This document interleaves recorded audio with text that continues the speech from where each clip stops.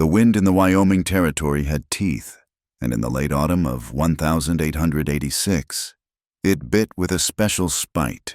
It tore at the clapboard sidings of the Red Lark train station, screaming over the roof shingles and carrying the scent of cold iron and distant snow. The sky was the color of a fresh bruise, low and heavy. Rowena Vale stood on the raw timber platform, a ghost against the gathering gray. The train, her last hope, was now just a plume of black smoke dissolving against the horizon, its final, mournful whistle a fading echo. She was stranded. She clutched the handles of her heavy wooden trunk, knuckles white. It was not luggage, it was her life. Inside, packed with a precision born of necessity, were the tools of her trade, blocks of lye soap she had rendered herself, smelling faintly of rosemary and pine, her best mending needles, a heavy, smooth glass-slicked stone, and her prized set of cast-iron flat irons, each weighing nearly 7 pounds. She was a laundress, and a good one. Her hands, though chapped and reddened by steam and caustic soap, were her only currency. She was of two worlds, belonging to neither. She had her Irish father's dark, wavy hair, but her Mexican mother's high cheekbones and skin that tanned to a warm olive, now drawn pale and tight by the cold and the humiliation. A voice, sharp as breaking glass, cut through the wind. Filthy, utterly worthless. Verity Dara, matriarch of Red Lark and wife of the mine owner, stood less than 10 feet away. She was a fortress of a woman, encased in a thick wool coat trimmed with beaver fur, her bonnet tied so tightly it seemed to pull the skin back from her small, judgmental eyes. She was the chairwoman of the Red Lark Women's Guild, a title she wielded like a weapon. Around her, a small, cold crowd of townspeople lingered. A few faces she recognized from the general store, a few from the saloon. They shuffled their feet, their expressions ranging from mild curiosity to outright contempt. A snicker broke from one of the men. Rowena felt the heat rise in her cheeks, a betraying warmth against the icy air. She bit down hard on the inside of her lip, tasting the metallic tang of her own blood. She would not cry. She would not give them the satisfaction. She kept her eyes fixed on the muddy plank where the train had been. To look at them would be to accept the shame they offered. An hour earlier, her future had been a single, promising line of ink on paper, a letter bearing the Dara copper mine insignia, promising her a position as a cook for the mine's executive bunkhouse. It was a step up, a chance to save, a way out of the scalding steam and endless scrubbing. But the promise had evaporated the moment she stepped off the train. The mine's treasurer, a thin man with a perpetually damp upper lip, had met her on the platform. He had looked at her, his eyes traveling from her worn boots to her face, and his expression had soured. "There's been a mistake," he'd said, not sounding sorry in the least.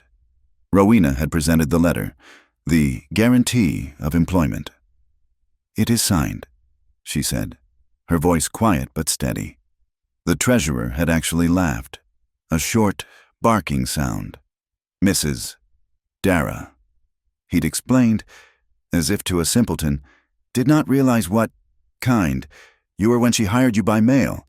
He tore the letter in 2, then in 4, letting the pieces fall at her feet. "The Darrow mine does not employ your low class. We don't hire half-breeds." Now, Verity Dara was twisting the knife. "She thought she could waltz in here," Verity announced to the platform, "and take a respectable job. She thought she could handle the food of decent men with those hands." Rowena instinctively pulled her hands back, tucking them into the thin sleeves of her coat. "Marshal," Verity commanded, her voice hardening. "Check her belongings. I wouldn't be surprised if she's stolen something. Her kind always does." Jonas Whitcomb stepped forward. He was a broad man, made broader by the thick sheepskin coat he wore. The tin star on his chest was polished, but his eyes were dull.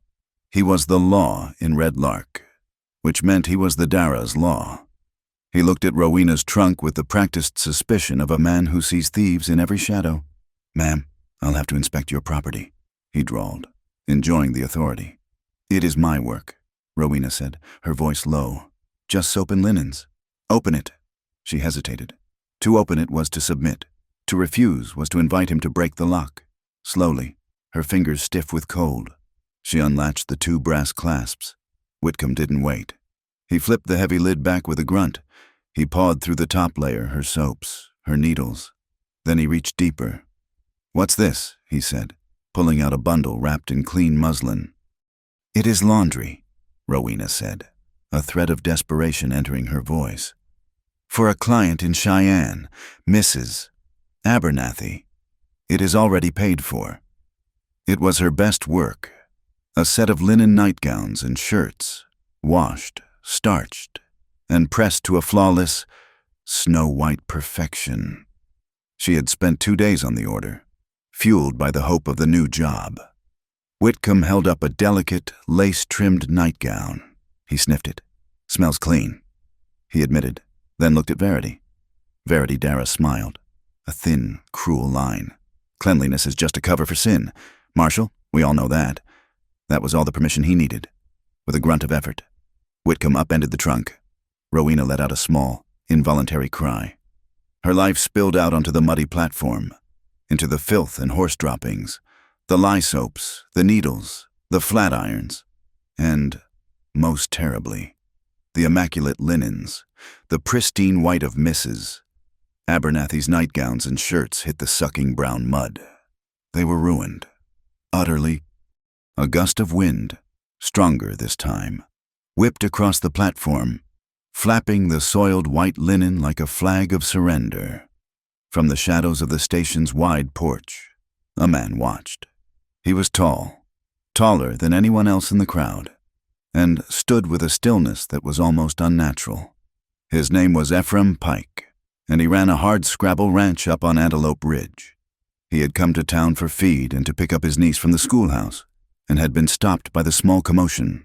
He wore a battered hat and a long duster, worn thin at the elbows. When he moved, he favored his right leg, a slight, stiff-limbed gait that spoke of an old, badly healed injury. His face was weathered, carved by wind and sun and something private. He watched as Whitcomb emptied the trunk, and his eyes, the color of dark roast coffee, hardened.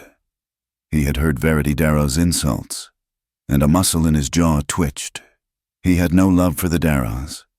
He had his own history with their mine, a history written in his brother's blood and his own ruined leg. The wind howled again, a low, animal sound. Rowena did not weep. The numbness in her heart had spread to her limbs. She knelt, the rough, muddy wood biting into her knees through her thin skirt. She would not leave her irons. She would not leave her tools. One by one, she began to pick up her belongings.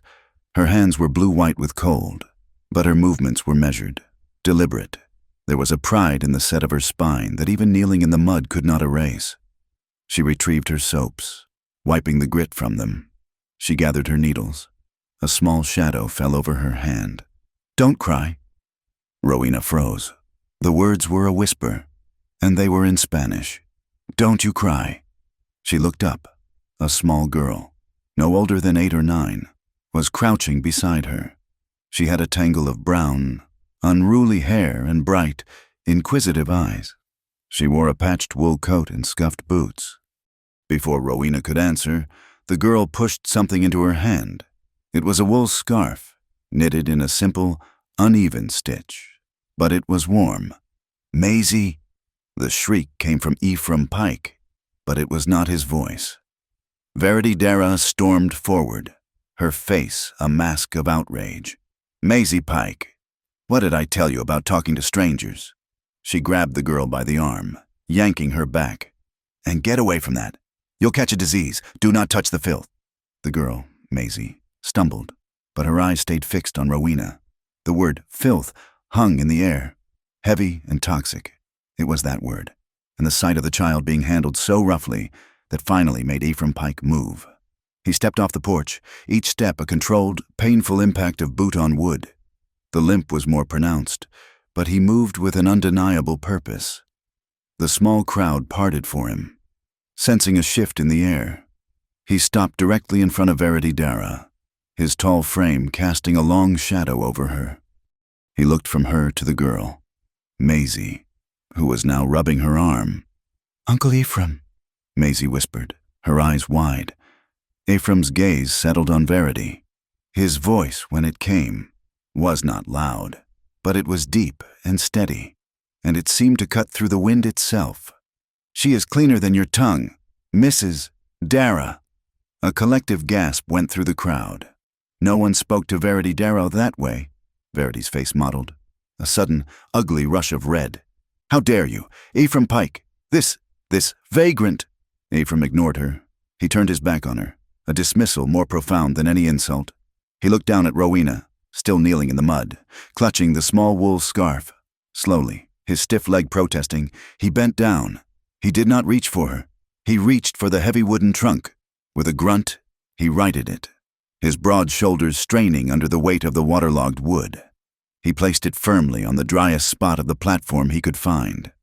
Then he began to pick up the heavy, mud-caked flatirons, placing them inside with a heavy thud. He looked at her, his eyes taking in the mud on her dress, the trembling she could no longer control. He spoke to her, his voice gentle, but loud enough for everyone to hear. "They call you worthless," he said, his voice rumbling low in his chest. "But you are more than they deserve." Rowena had kept her gaze down.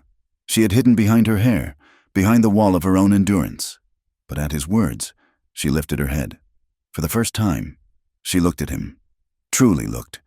His was not a handsome face, not in the way of town dandies.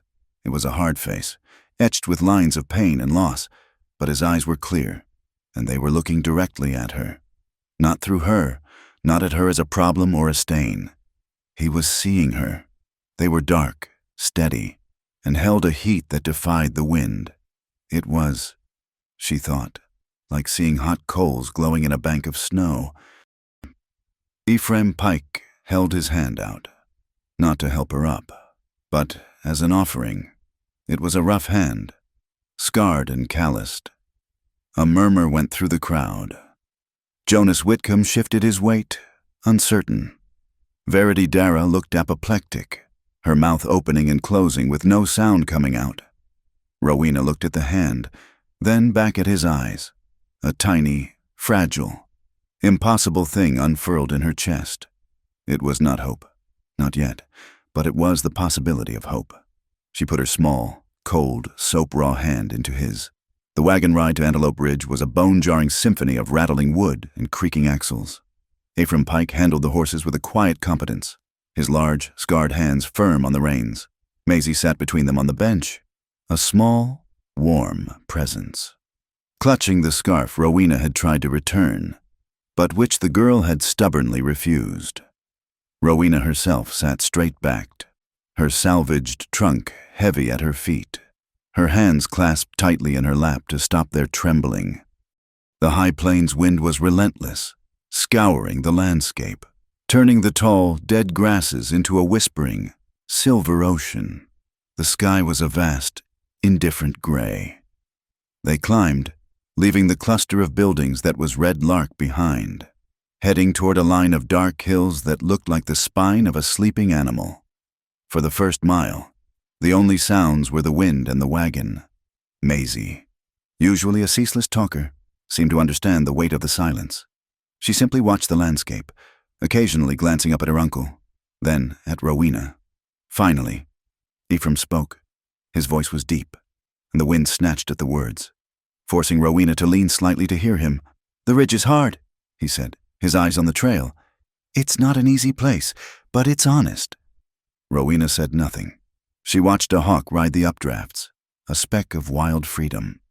"I have a flock of about 30 sheep," he continued, as if speaking to himself. "A few horses.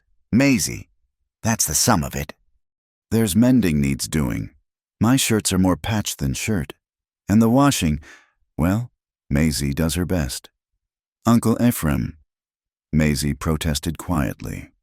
"I am good at it." "You are," he agreed, a flicker of a smile touching his lips. "But it's too much. My leg." He gestured to his stiff right leg. "Makes the heavy water hauls difficult." He turned his gaze to Rowena. It was as direct and clear as it had been on the platform. I can't offer wages, not in coin. Dara's mine and Dara's store see to it that coin is scarce up here. But I can offer a warm place to sleep, a roof, firewood, fresh milk, all you can eat, for, say, 3-4 days' work, just until the next supply train passes through. You'd be safe. You could rest, then decide your next move. He was offering charity, but he was dressing it as a transaction. Rowena's back stiffened. The humiliation at the station was still a raw, burning wound. She had taken his hand, but she would not be a burden. I do not borrow from anyone. Mr. Pike, she said. Her voice was quiet, but as firm as iron. I do not take charity. Ephraim studied her for a long moment. He saw the pride, as fierce and sharp as a shard of glass. He respected it. He nodded slowly. No one owes anyone, he replied, his tone matching hers. It's a fair trade. Your skill for my provisions. That's the way of the ridge. Nothing more, nothing less. Rowena considered this. A fair trade. It was a language she understood. She looked at Maisie, who was watching her with an almost desperate hope. She looked at the hills ahead, at the vast, empty country that promised nothing but cold. A fair trade, she agreed, her voice barely a whisper. The ranch was not a ranch at all, not in the way of the sprawling cattle empires she had heard of. It was a homestead, carved from the rock and stubborn pines of the ridge. The house was built of rough-hewn logs, chinked with mud and straw. A small, sturdy stable stood nearby, and a well-built sheep pen was tucked against a rise, sheltered from the north wind. It was poor. The fences were mended with 3 different kinds of wood. The wellhead looked dangerously shallow, but as they pulled up, Rowena saw that it was not desolate. It was kept. The wood pile was stacked with geometric precision. The small porch was swept clean. There was no refuse, no broken tools left to rust in the yard. As Ephraim unhitched the team, Maisie grabbed Rowena's hand, her small fingers warm and surprisingly strong. Come see, she said, her silence broken, her voice suddenly bright. Come see the sheep. This is Beatrice. She's the oldest, and that one is Barnaby. He thinks he's a dog. And this is... She chattered like a sparrow, leading Rowena to the sheep pen, pointing out every detail of her small world. She showed Rowena the chicken coop, where 3 skeptical hens perched, and the shallow well, which smelled faintly of snowmelt. The house, inside, was one large room and a small sleeping loft, dominated by a large, black cast-iron stove that radiated a deep, comforting warmth. It was clean. Poor, yes, but immaculately clean. This is my bed, Maisie announced, pointing to a small cot near the stove. And that's Uncle Ephraim's, in the corner. You can have the loft, Mama. It was Mama's. The mention of her mother hung in the air. A small, sad note. Ephraim entered, carrying her heavy trunk as if it were a box of feathers. He set it down gently. The loft is warm, he said. The heat rises. There's a good mattress up there. My brother's wife. She made it. Rowena climbed the small, steep ladder. The loft was low-ceilinged, but there was a small, clean bed, a 3-legged stool, and a single small window that looked out over the valley. It was more privacy than she had known in months. She did not rest. To rest was to admit defeat, to accept a comfort she had not yet earned. She came back down, unlatched her trunk, and began to work. First, she inspected the water situation. The well was low, as she'd suspected. It'll be dry by midwinter, Ephraim said, watching her. We melt snow after that.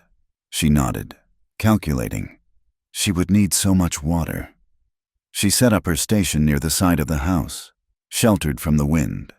She scrubbed out Ephraim's largest laundry tub. She laid out her homemade soap, her washboard, her bluing squares, and the irons she had wiped clean of the platform mud. She built a fire outside, setting a great kettle of water to heat. She did not waste a movement. She sorted the laundry. Ephraim brought her heavy denim, rough wool, and Maisie's few thin cotton dresses with a practiced eye, separating by color, fabric, and level of soil. Ephraim watched from the woodpile, ostensibly splitting logs, but his eyes kept drifting to her. He had seen women wash clothes. It was a brutal, back-breaking chore. But he had never seen it done like this. She was scientific. She used her lye soap for the denims, but a gentler, oat-based soap for Maisie's dresses. She used the glass slick stone to work a stain from his one good shirt, her movements quick and precise. She was not just cleaning. She was restoring. He felt a deep, strange pang of respect. That first night, the wind rose to a shriek, clawing at the log walls like a living thing. The stove roared, a small, defiant heart in the darkness. They sat at the small, scrubbed pine table, the air thick with the scent of cornbread and drying wool. Maisie was already asleep on her cot, her breathing a soft, steady rhythm. Ephraim stared into the firebox, his face cast in shadow and flickering light. "He was my older brother," he said, his voice quiet. "Silas, Maisie's. She's his girl." Rowena stopped mending a tear in Maisie's dress. She held the needle poised, waiting. He worked in the Dara mine, the new copper seam. "Good money," he said. "Better than ranching." Ephraim's hand closed into a fist on the table. He was strong, strongest man I ever knew. But the mine, he trailed off. The silence stretched, filled only by the wind's high, keening song. "They called it a mine accident," he said, his voice flat and dead. "A timber support failed. They said, crushed him. But it was a lie. The foreman, Dara's man. He rushed them. He cut corners on the supports. My brother died for a few extra pounds of copper that day." He turned to her, his eyes burning.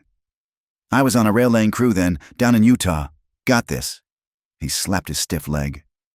"When a boiler exploded, by the time I got back, Silas was in the ground. And his wife.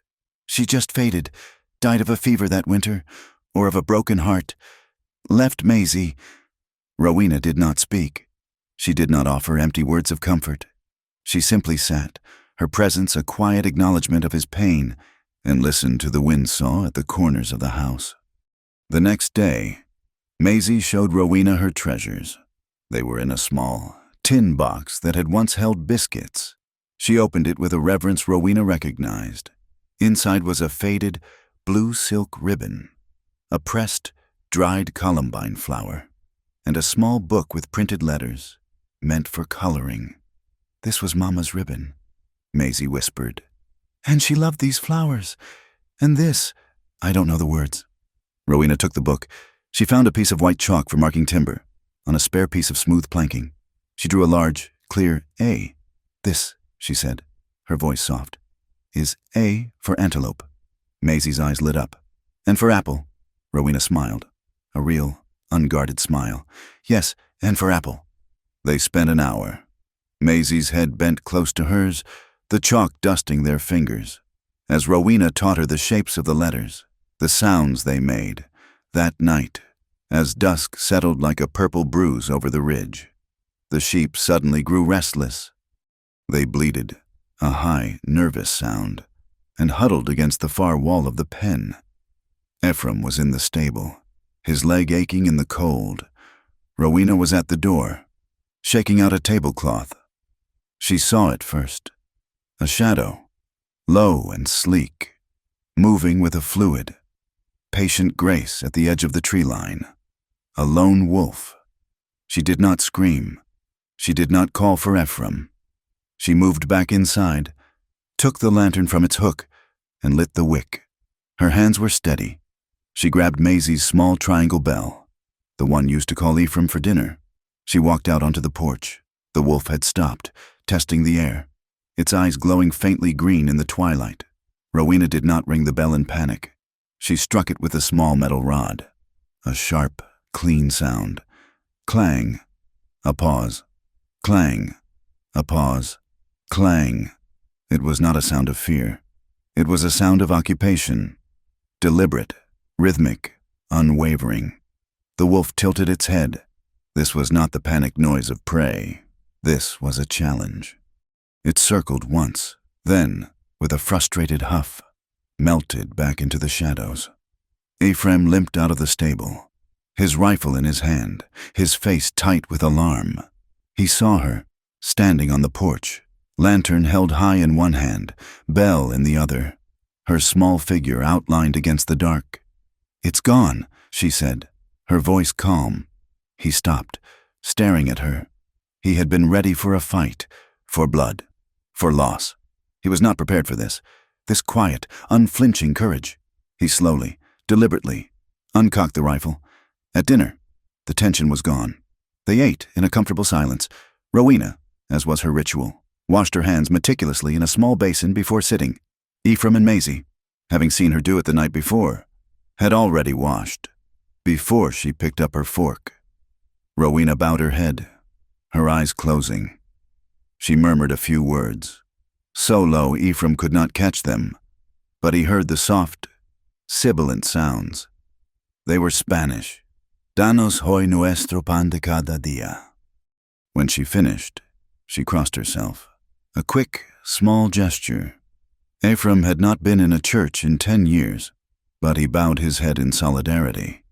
When she looked up, he met her gaze and said, in his own rough way, "Amen." He pushed the salt cellar toward her and offered the plate of cornbread. "Eat," he said. "You've earned it." Later, as Maisie was nodding off, a sound came from outside. A horse walking at a slow, deliberate pace along the outer fence line. Ephraim went still. He moved to the window, peering out into the darkness. "Who is it?" Rowena whispered. "Whitcomb." Ephraim's voice was hard as granite. He watched as the marshal, a dark shape on a dark horse, paused at the gate, as if taking notes in his head. He was checking, reporting back to the Darras. The rider moved on, disappearing down the trail. Ephraim turned from the window. He shut the heavy wooden door, and his hand went to the thick bar of wood that served as the lock. It was heavy, worn smooth by years of use. He did not slide it into place. He turned and held it out to Rowena. She looked at him, confused. "You're in this house, Miss Vale," he said, his voice low and certain. "The bar is set by those who live here, not by those who are just visiting." He pressed the heavy wooden bar into her hands. "Here," he said, "your family." Rowena's fingers closed around the wood. It was smooth, solid, and warm from the stove's heat. She slid the bar into its heavy iron brackets. The thud was a sound of finality, a sound of safety, a feeling she had not known she was missing, a feeling she had never truly had, settled over her. It was not joy, it was not peace. It was something simpler and more vital. It was the feeling of being still, of not having to run. It was, she thought, like cupping a mug of hot, sweet tea in frozen, aching hands. The Red Lark monthly market day was a town ritual, a break in the high country monotony. Ranchers and miners, trappers and townsfolk converged on the wide, muddy main street to trade news, livestock, and what little hard currency they had. This market was special. Verity Dara had declared it Compassion Day. A large banner, professionally painted, was strung between the general store and the saloon. "Red Lark Women's Guild Compassion Day. Donate your warmth." Verity herself stood on a small platform near the town well, a ledger in her gloved hands. "Bring your spare coats, your woolens, your blankets," she called, her voice projecting a magnificent, counterfeit sympathy. "The guild will see they are distributed to our hard-working mining families as the cold sets in." A small, dutiful pile of clothing grew at her feet. Ephraim, who had brought Maisie and Rowena in the wagon with a load of wool fleeces, watched from a distance. "Distributed," he muttered, his voice low and sour. "She'll distribute them. All right. For $2 a shirt at the company store, taken straight from the miner's scrip." Rowena watched Verity, her face impassive. She had seen this kind of charity before. It was a performance, a way for the powerful to polish their own image while taking from the poor. She had her own business. In the 3 weeks she'd been at Antelope Ridge, she had not been idle. She had worked from sun up to sundown, transforming the Pike homestead. The mending was done. The laundry of the ranch was, for the first time in Maisie's memory, caught up, but she had also taken in work, small bundles delivered by neighboring ranchers who had heard of her skill. She had earned her keep, and more. Ephraim had stopped seeing it as a trade for her stay. He now accepted her contributions as a full partner in the ranch's meager economy. Today, she was taking a risk. Ephraim had built her a small, collapsible table. She set it up at the far end of the market, away from the main traffic, near the creek. She unrolled a canvas sign Maisie had helped her paint. The lettering was uneven, but clear: Vale's Laundry, clean wash, fair price, no discrimination. She set out her wares, not just her service, but bars of her soap, the rosemary and pine lye soap for tough dirt, and a new, gentler oatmeal and milk soap for hands and faces. At first, people ignored her. She was a still, quiet figure behind her small table, a stark contrast to Verity's booming performance. Then, a woman in a faded calico dress, the wife of a sheepherder Rowena recognized, approached. She held a small, grubby bundle. "Is it true?" the woman whispered, glancing over her shoulder toward Verity's platform. "No discrimination. My water is hot and my soap is strong," Rowena replied, her voice clear. "That is all that matters. A fair price for a clean wash." The woman's shoulders relaxed. She put the bundle on the table. "My boy's church shirt. He's got a christening. I can't get the axle grease out." "I can," Rowena said. The woman paid with 2 eggs and a small pouch of dried herbs. The dam was broken. They came in a trickle, then a steady stream. They were the women Verity Dara's charity overlooked, the wives of the poorest miners, the laundresses from the saloon, a few Shoshone women who had come to trade beadwork. They brought her their problems: mildewed blankets, shirts stained with tobacco juice and rust, a baby's christening gown yellowed with age. They had heard of the woman at Pike's Ranch whose hands were magic. Rowena took no coin she did not have to. She traded for flour, for dried beans, for lamp oil. Her table was soon piled high with bundles. She was not just making a living. She was creating a community. One clean shirt at a time.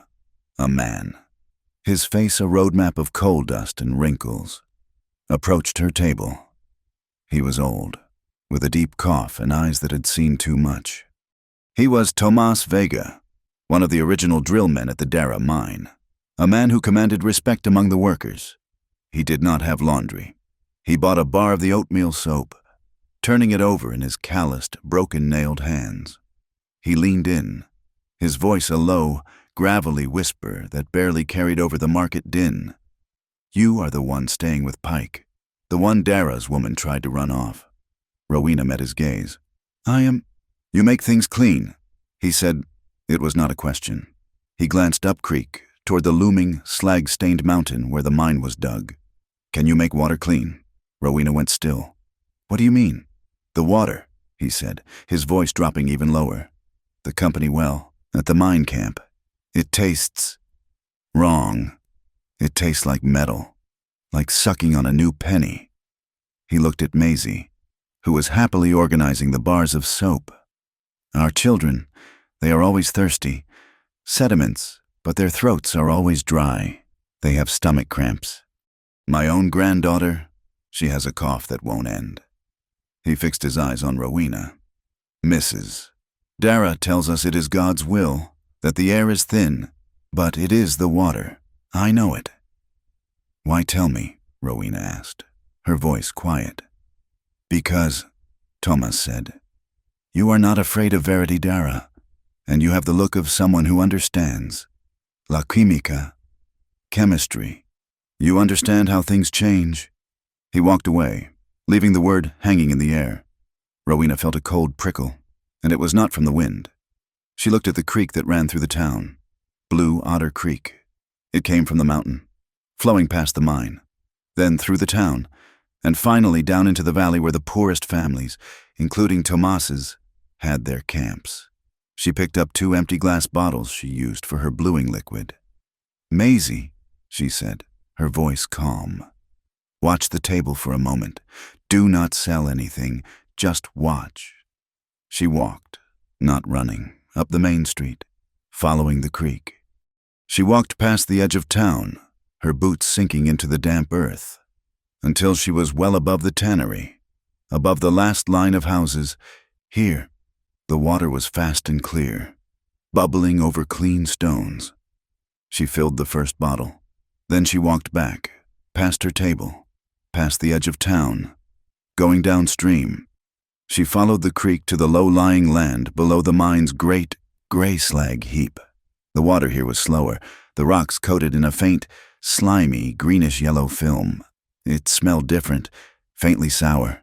She filled the second bottle. She held them up to the weak afternoon sun. The water from upstream was clear as glass. The water from downstream, it was hard to tell, but it seemed to have a faint, murky suspension to it. As the sunlight hit it, the particles within seemed to shift, catching the light with a sickly, rainbow-colored, oily sheen. Something was wrong, deeply, terribly wrong. When she returned to her table, a knot of people had gathered. But they were not customers. Jonas Whitcomb, his face set in a look of official displeasure, was there, and flanking him were two thuggish men Rowena recognized as Dara's personal mine guards. And in the center, her face a mask of triumphant spite, was Verity Dara. "I knew it," Verity was saying, her voice loud for the crowd. "She is not content to poison our town with her presence. She is poisoning it with her wares. This is unsanitary." "What is the meaning of this?" Rowena asked, her voice dangerously quiet. She placed the two bottles of water under her table, hidden by the cloth. Verity pointed a gloved finger at Rowena's soap. "You have no permit. You have no right to sell goods in this town. This is a licensed market for decent, law-abiding citizens." "She's trading, not selling," a woman's voice called from the back. "It's fair barter." "Shut up, Meg," one of the guards snapped.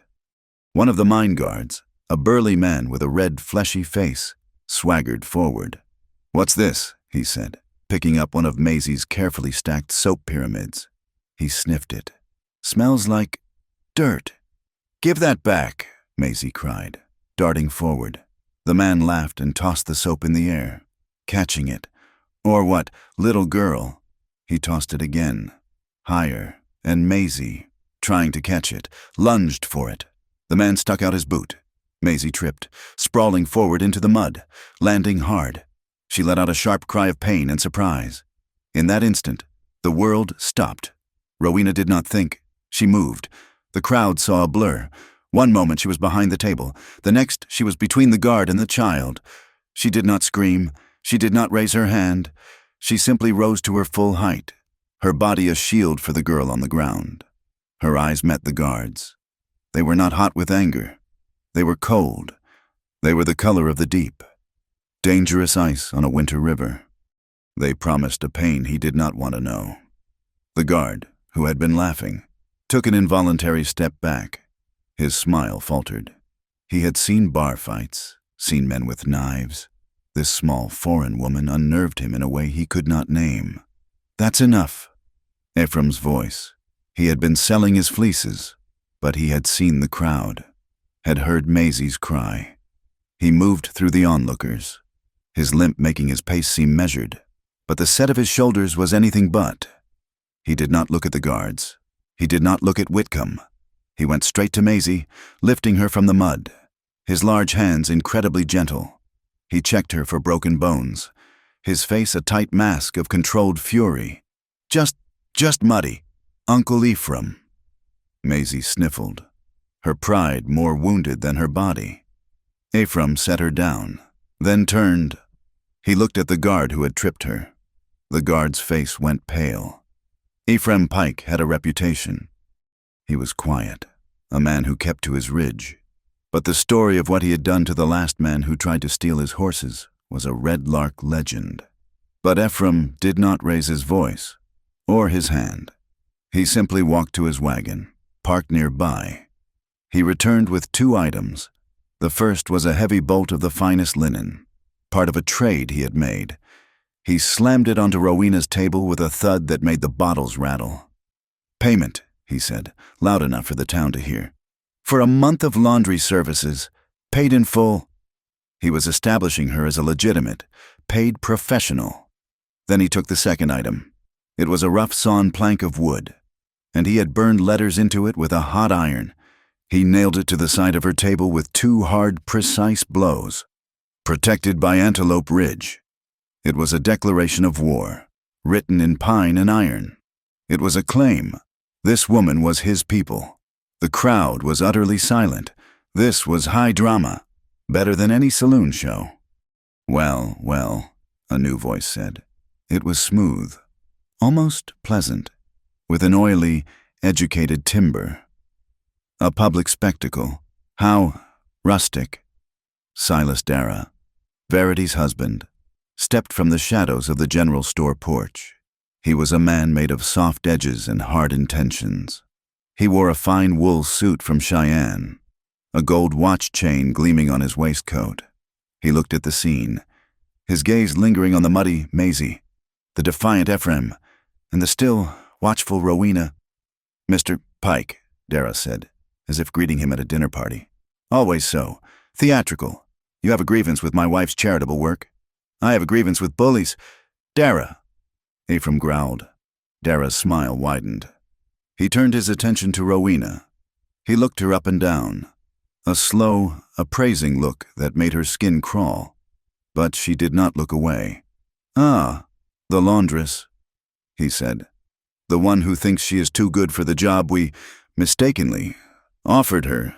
I am told you are making quite a splash." He stepped closer, his voice dropping to a confidential, reptilian hiss. "You play a dirty game, my dear. You come into my town, you stir up my workers, you align yourself with this." He gestured at Ephraim. "I am a very clean man. I like my town clean, and I will wash you clean with the law." The threat was unmistakable. Rowena, who had been silent, finally spoke. Her voice was as clear and cold as the water in her upstream bottle. "The law, Mr. Dara," she said, "was made to wash the dirty. It was not made to wash the clean." Dara's smile twitched.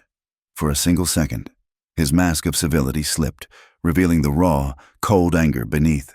He had not expected her to talk back. He nodded to Jonas Whitcomb. "Marshal, this woman is operating a business without a town permit.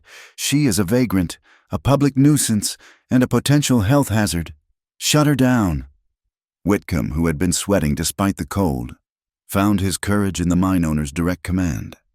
"All right, you heard him. It's over. Pack it up, missy." He put his thick hands on her table and, with a grunt of effort, flipped it. Everything went flying. The soap, the scales, the piled bundles of laundry, the bolt of linen.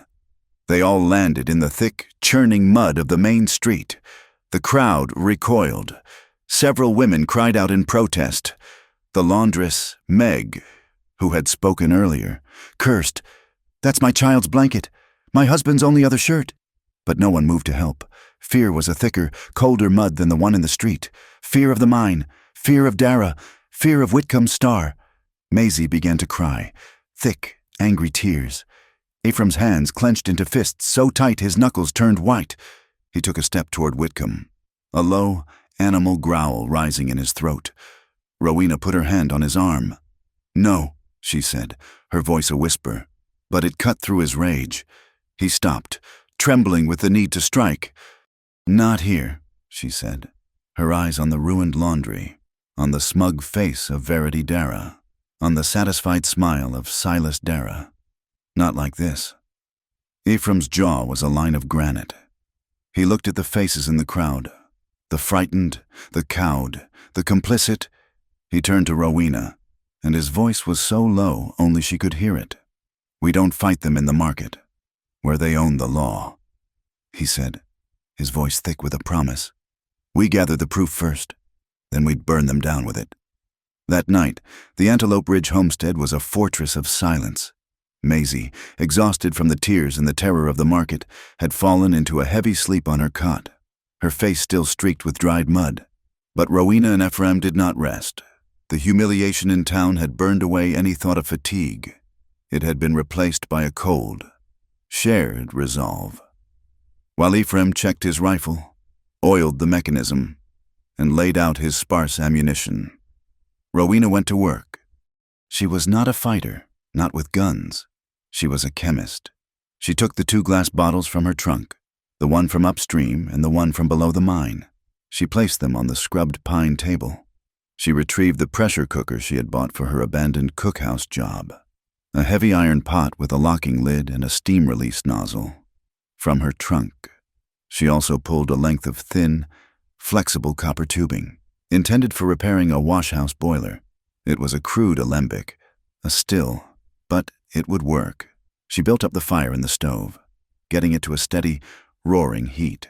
She poured a measure of the downstream water, the foul, oily-looking sample, into the pot and locked the lid. She affixed the copper tube to the nozzle, feeding the other end into a clean tin cup that she set in a basin of cold snow Maisie had hauled. Ephraim stopped his work, watching her. He knew what a whiskey still looked like. This was different.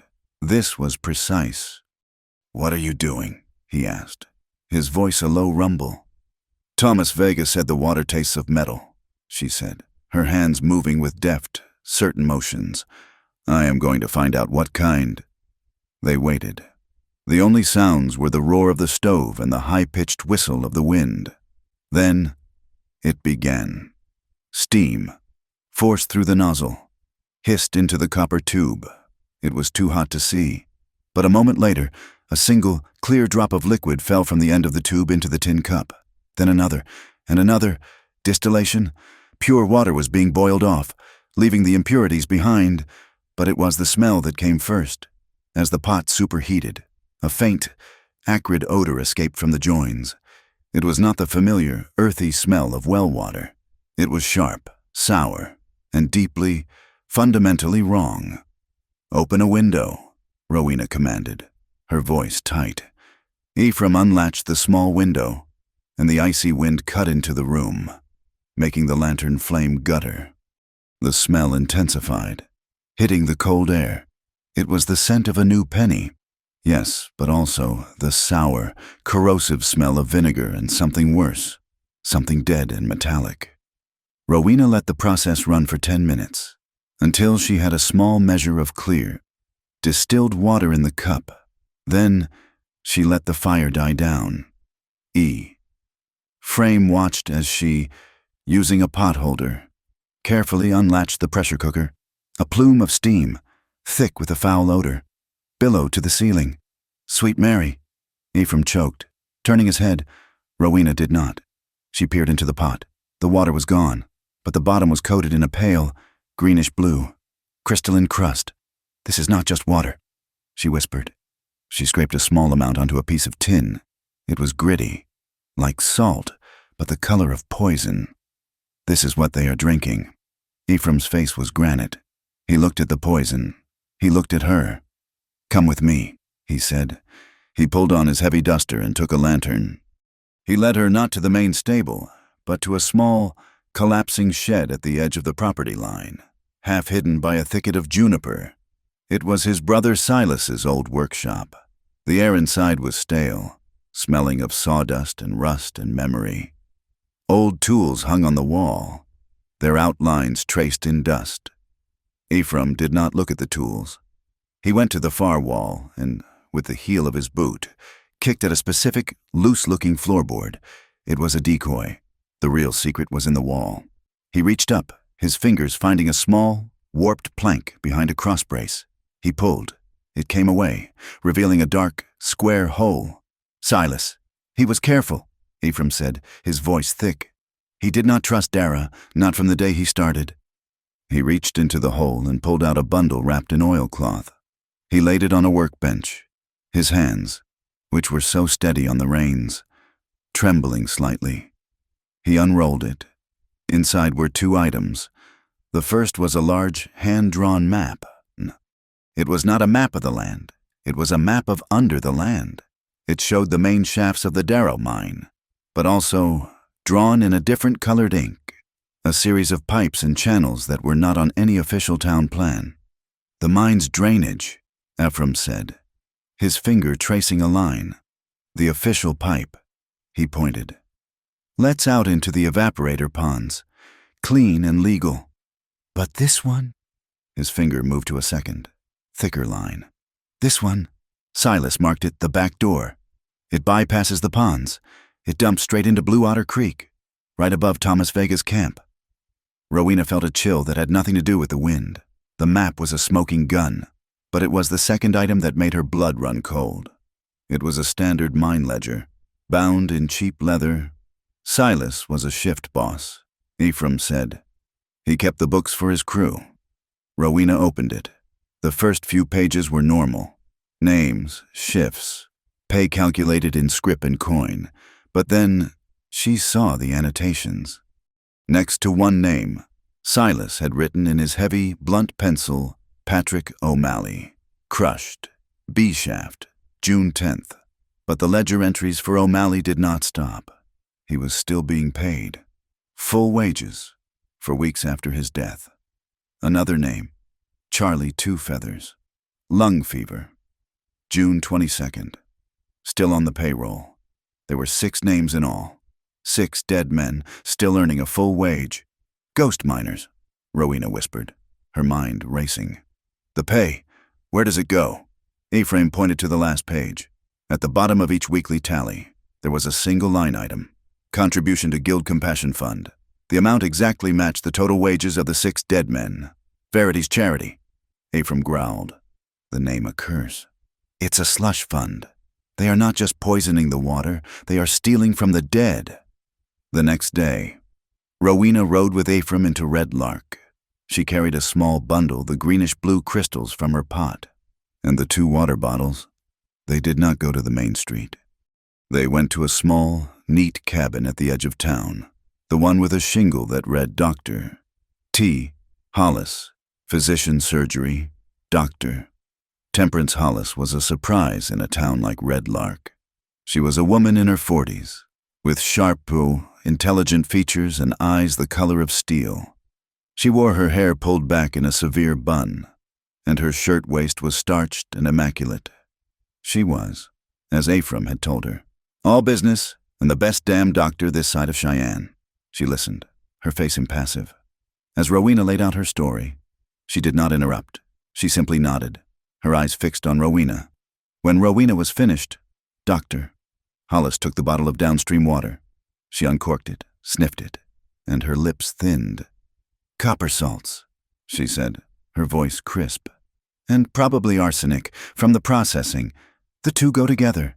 She looked at the crystals. This is what's left after you boiled it. Yes, ma'am. My God. Doctor. Hollis finally showed emotion. It was a cold, precise anger. I've been treating those children for months. Thomas Vega's granddaughter is one of them. Verity Dara told me it was malnutrition. She said their mothers were unhygienic. She brought them baskets of rotting fruit for her Compassion Day and had the town photographer take a picture. The symptoms, Rowena pressed. The stomach cramps, the dry throat cough. Our classic copper poisoning. Doctor, Hollis finished. The miners call it blue belly. The cramps are so bad, the children double over. It stains the intestinal lining. It's a slow, agonizing way to die. She looked at Ephraim. Silas's brother. Are you? I am not surprised. This is the proof. But, she said, her voice turning practical, it is not enough proof. What do you mean? Ephraim said. We have the map. We have the ledger. You have a dead man's map and a dead man's book. Temperance said, not unkindly. Dara will say you forged them. He will say his mine is clean. He will show the records of his evaporator ponds. No, we need irrefutable proof. We need to find the pipe. Your back door. We need to take samples directly from it. It's on mine property. Ephraim said, Dara's guards will shoot on sight. Then we must not be seen. Doctor, Hollis turned to Rowena. You'll need a guide, and I know the one. Sage Larkspur was a Shoshone woman who lived in the liminal space between the town and the high desert wilderness. She knew the mountains not as property, but as a living thing. She traded in pelts, horses, and information.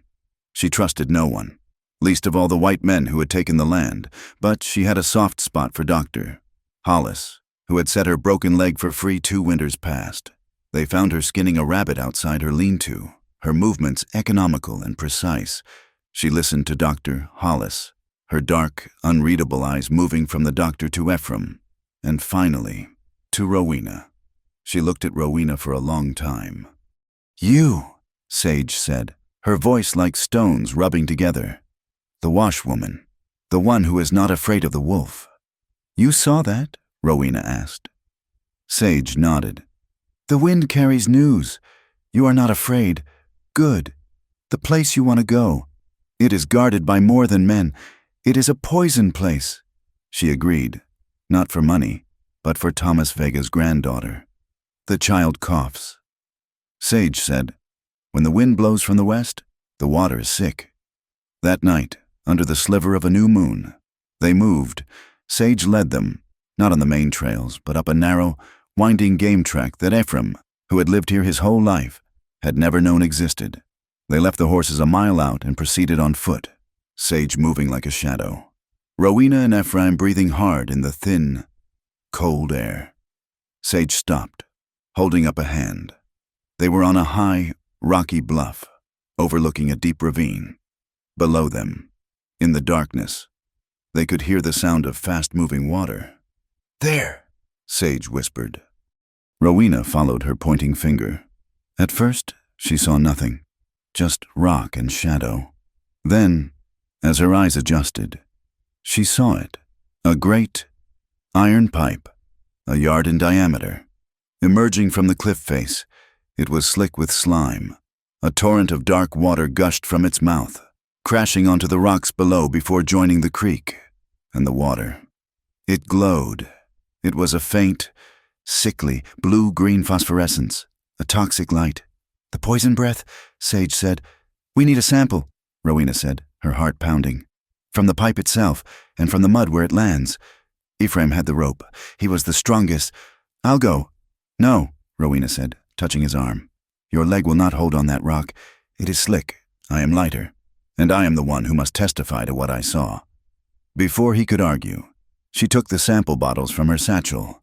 Sage, understanding, pointed to a series of small, treacherous handholds, while Rowena made the perilous climb down to the pipe's mouth, her fingers numb on the cold, slimy rock. Ephraim stood guard above. He had his rifle, but his hand was not on the trigger. It was clenched on the beastock, his knuckles white. He watched her, a small, determined figure in the toxic gloom. He was terrified, not of Dara's guards, but of the thud of a falling body, of the splash.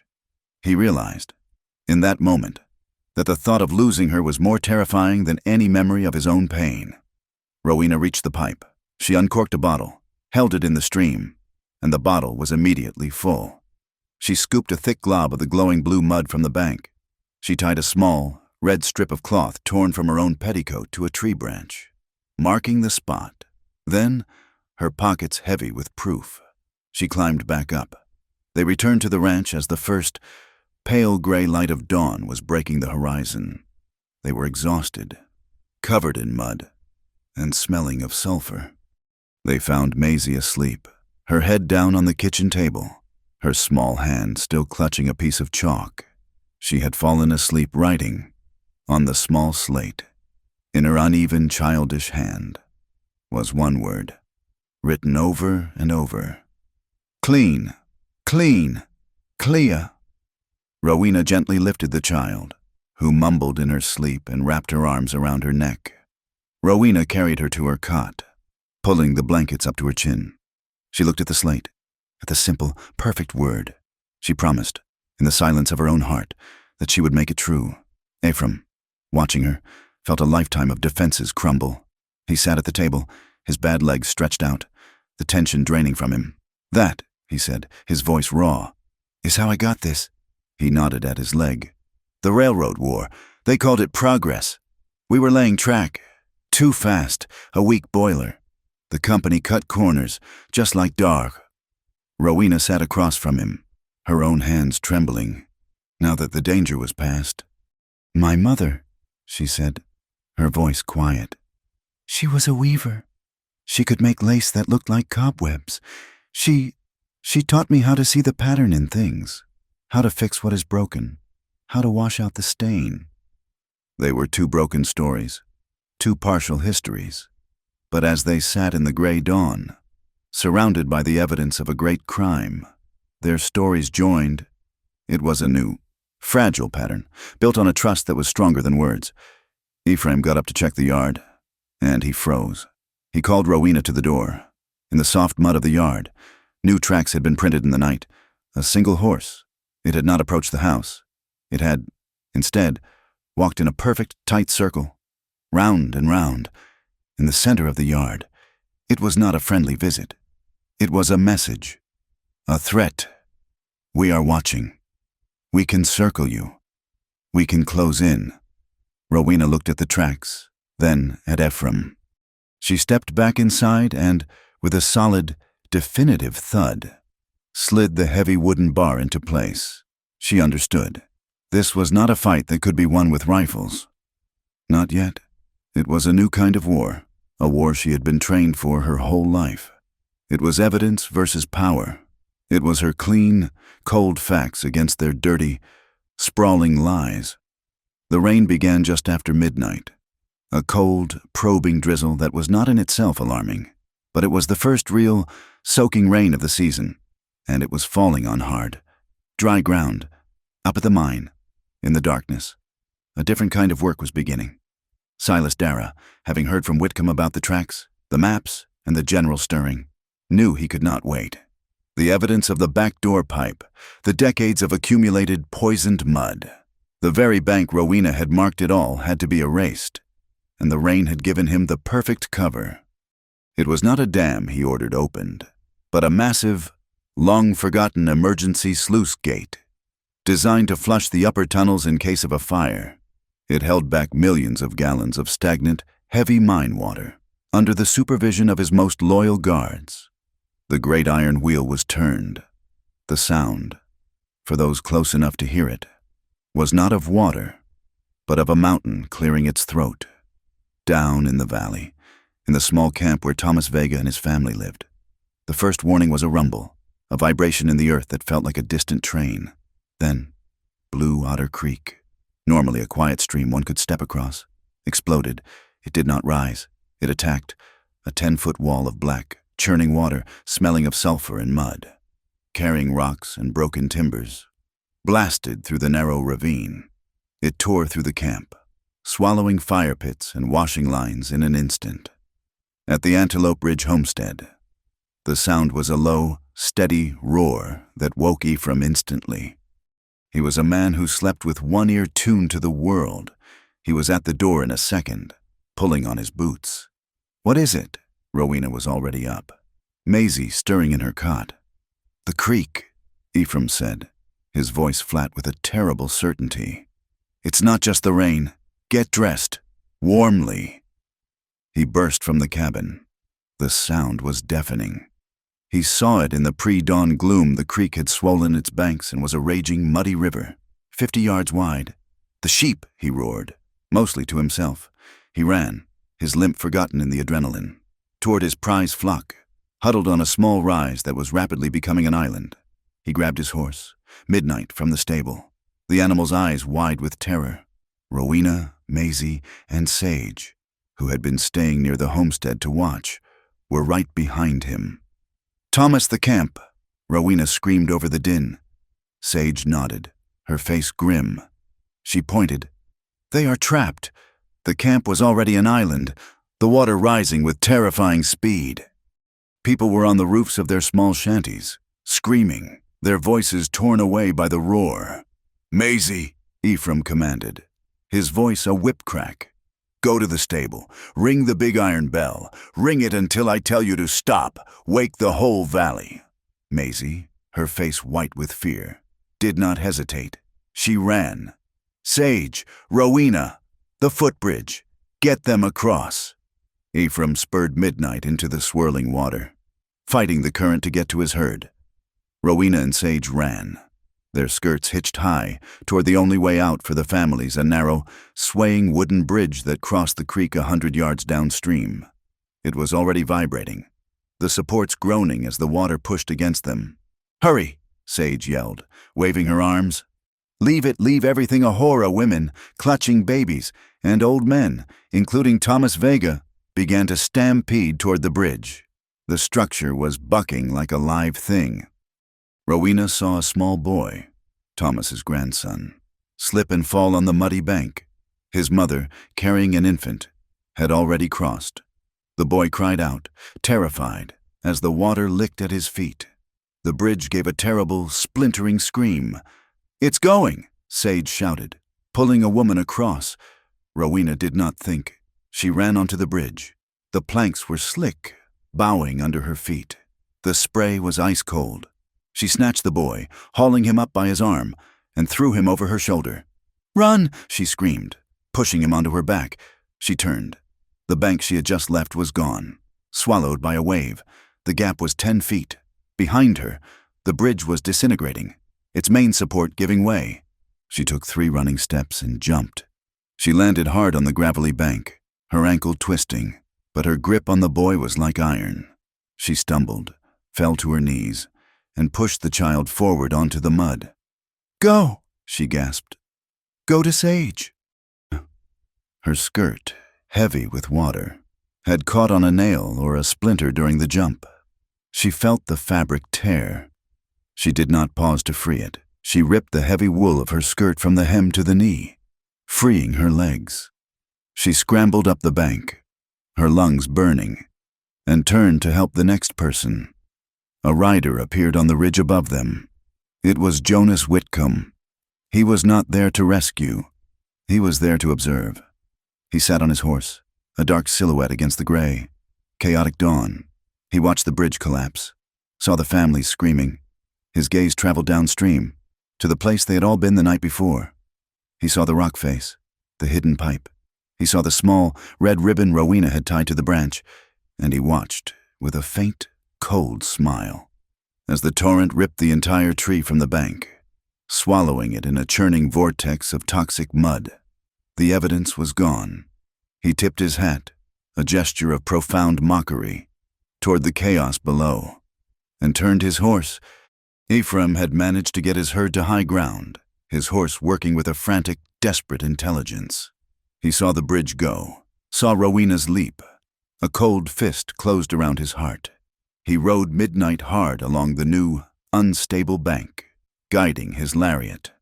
"Here," he yelled, throwing the rope to a group of miners trapped on a shingle. "Tie it off, make a line." Rowena was at the water's edge, pulling a woman from the slick, sucking mud. She was exhausted, her arms aching, her whole body numb with cold. The bank, undercut by the current, was collapsing. She reached for a small girl who had been separated from her family. As she grabbed the child's hand, the ground under her feet simply vanished. She let out a single sharp cry as she fell. The water was a physical blow. It was black, icy, and moved with the power of a locomotive. It sucked her under, tumbling her, her torn skirt wrapping around her legs. Ephraim saw her go. He roared her name, a sound of pure, primal terror. He was 50 feet away. He spurred midnight, but the horse could not get there. He abandoned the horse, leaping from the saddle into the waist-deep, swirling water. He had his rope, was trying to make a throw, but she was too far, too fast. She surfaced once, gasping, her face white. He plunged, fighting the current, his bad leg a useless anchor. The water was trying to pull him down. She was swept toward him, toward the bank. She was alive, but the current was too strong. Smashing her against the bank and then pulling her back, Ephraim, using his last ounce of strength, threw himself forward. He dropped the rope. He grabbed her. Not her hand, but a fistful of her coat, her hair. He got his arm around her waist, a solid, iron band of contact. The force of the current, combined with his lunge, was too much. He could not find a foothold. He pulled her tight against him, turning his own body to take the impact of the debris. "Hold on!" he yelled. The bank gave way completely. They were swept, for a terrifying second, into the main channel. But his lunge had carried them, not just out, but across. They hit the shallows on the other side, a gravel bar, with a bone-jarring impact. They did not stop. Their momentum and the force of the water sent them rolling, a chaotic tangle of limbs, water, and mud. They rolled over and over on the sharp gravel, up onto the small, temporary beach. They came to a stop, Ephraim on top, his body completely shielding hers from the flood. The world was a roaring white noise. For a full 10 seconds, neither moved. Rowena was pinned beneath his solid, heavy weight. She could feel his heart hammering against her chest, a frantic, wild rhythm that matched her own. She was gasping, pulling in cold, muddy air. His face was buried in her shoulder, his breath coming in ragged, painful sobs of exertion. He was alive. She was alive. They were, for this one, single, shared second, the only two people on earth. On a high hill, overlooking the entire valley, two figures watched. Silas Dara sat on his horse, his face calm, assessing the result of his work. Beside him, in a smart, enclosed buggy, sat Verity Dara. The rain had picked up slightly, and she was holding a small, elegant black silk umbrella, protecting her bonnet from the drizzle. She watched the town below, the screaming families, the flooded shanties, with a look of detached distaste. "It is a terrible thing, a natural disaster," she said, her voice calm and clear. "But it does tend to clean out the rubbish." That night, the large stable at Antelope Ridge was a refugee camp.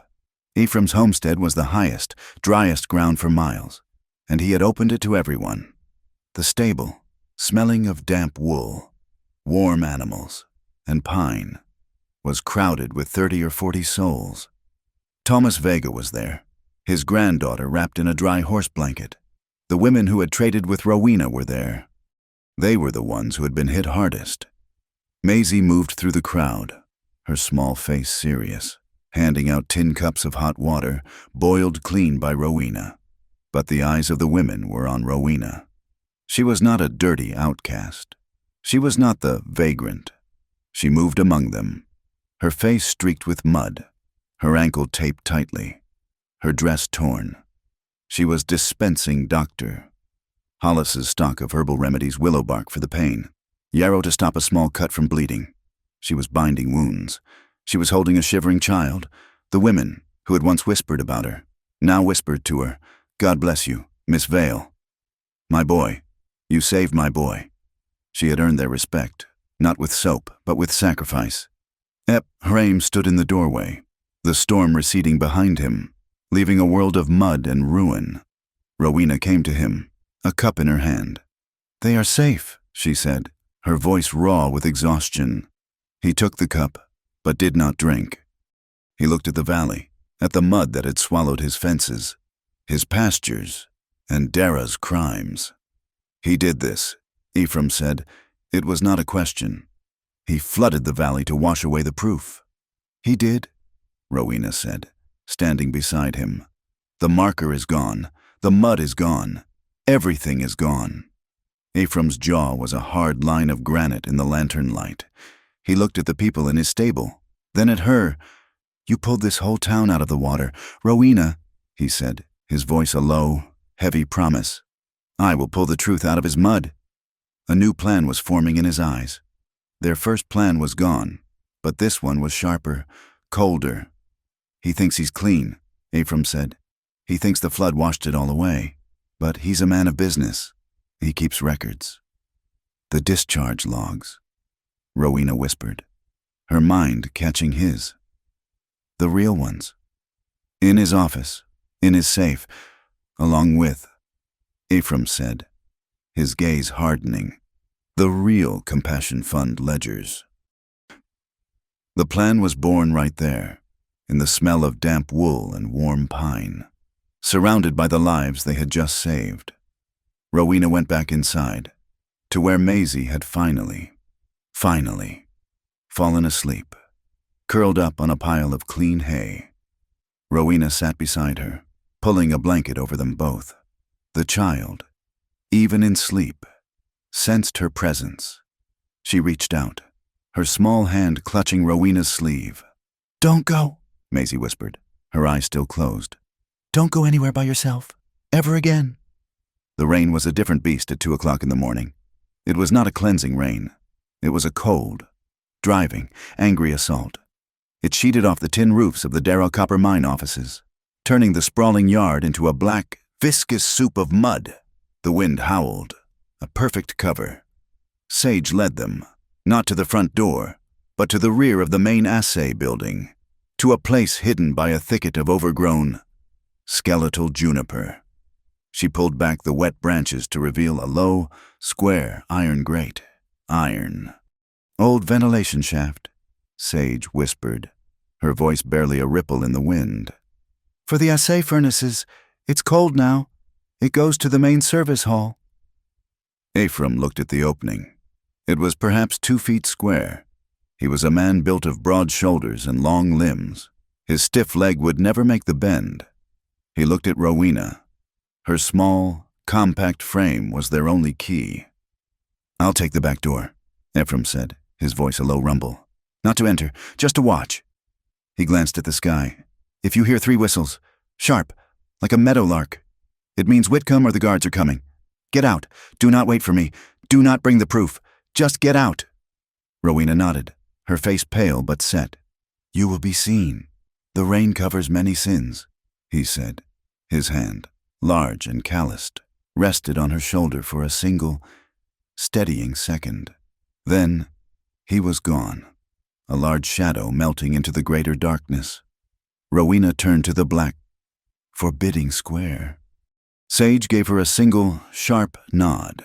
Rowena took a breath, smelling the rust and the cold, wet stone, and lowered herself into the shaft.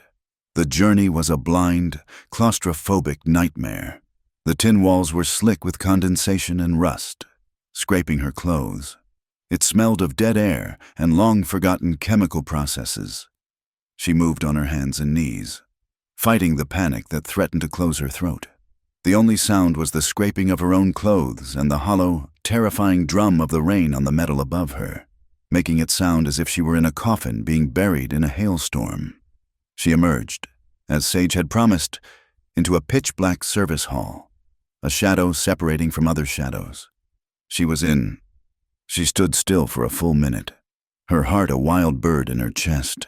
She listened.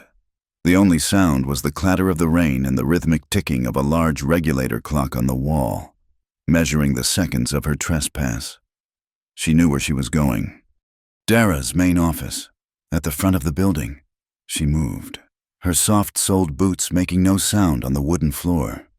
She passed the treasurer's office, the assay scales. Dara's door was made of heavy oak, but the handle turned under her hand. It was unlocked. The man was arrogant. He believed his safe was the only protection he needed. The office was dark, but the air was different. It was warm, heavy with the scent of old cigar smoke, leather, and the faint, citrusy smell of expensive furniture polish. She did not light a match. She moved to the wall where she had seen the great, black iron safe during her one, brief interview. It was a monster, a footed, cast-iron beast with Dara painted in ornate gold leaf across its front. Rowena knelt before it. From her satchel, she took not a set of thieves' tools, but a small roll of her own belongings. Her hands, she knew, were her finest tools. From the thick dark hair at the nape of her neck, she pulled 2 long, straight hairpins made of strong German steel. Her mother, the weaver, had taught her this. Not thievery, but dexterity. "Any machine, mija," her mother's voice echoed in her memory. "A loom, a lock, a clock. It is just a puzzle of small, moving parts. Do not force it. Listen to it. Feel what it wants." Rowena slid the first hairpin into the keyhole, using its length as a tension wrench, applying the faintest, steady pressure. She inserted the second. Its tip bent into a tiny hook from her work that afternoon. She closed her eyes. She let the sound of the rain, the ticking of the clock, and the beating of her own heart fade away, until the only thing in the world was the tiny, cold, metal world inside the lock. She probed. She felt the first pin. She applied tension. She pushed the pin up. Click. It was a sound so small. It was more a vibration than a noise, felt through the metal of the pin. The first tumbler was set. She moved to the second. Her fingers were steady. The cold in her body had been replaced by a sharp, electric focus. Click, the second. Click, the third. She met resistance on the fourth. She eased the tension, let it fall, and tried again. Click. A final, heavy thunk vibrated through the steel. The handle moved, just a fraction, under her hand. She was in. She pulled the heavy, counterweighted door open with a faint groan of oiled hinges. The smell of ink and dry, expensive paper washed over her. She used her fingers, reading the shelves in the dark. Large ledgers, small boxes. She found them. Not hidden, not locked in a separate box. Dara's arrogance was her ally. 3 ledgers, stacked together. Discharge logs, 1886. Evaporator pond maintenance. And, in a finer, embossed leather, Women's Guild, Ethical Compassion Fund. She carried them to the desk. She could not light a lamp. She had to work by the faint, gray light of the storm, filtering through the high windows. She opened the discharge log. It was, as Dr. Hollis had predicted, a lie. All water processed via evaporator ponds, a B, signed by a territorial inspector, but tucked inside it, between pages, was a second, thinner, hand-ruled ledger. Sluice gate log.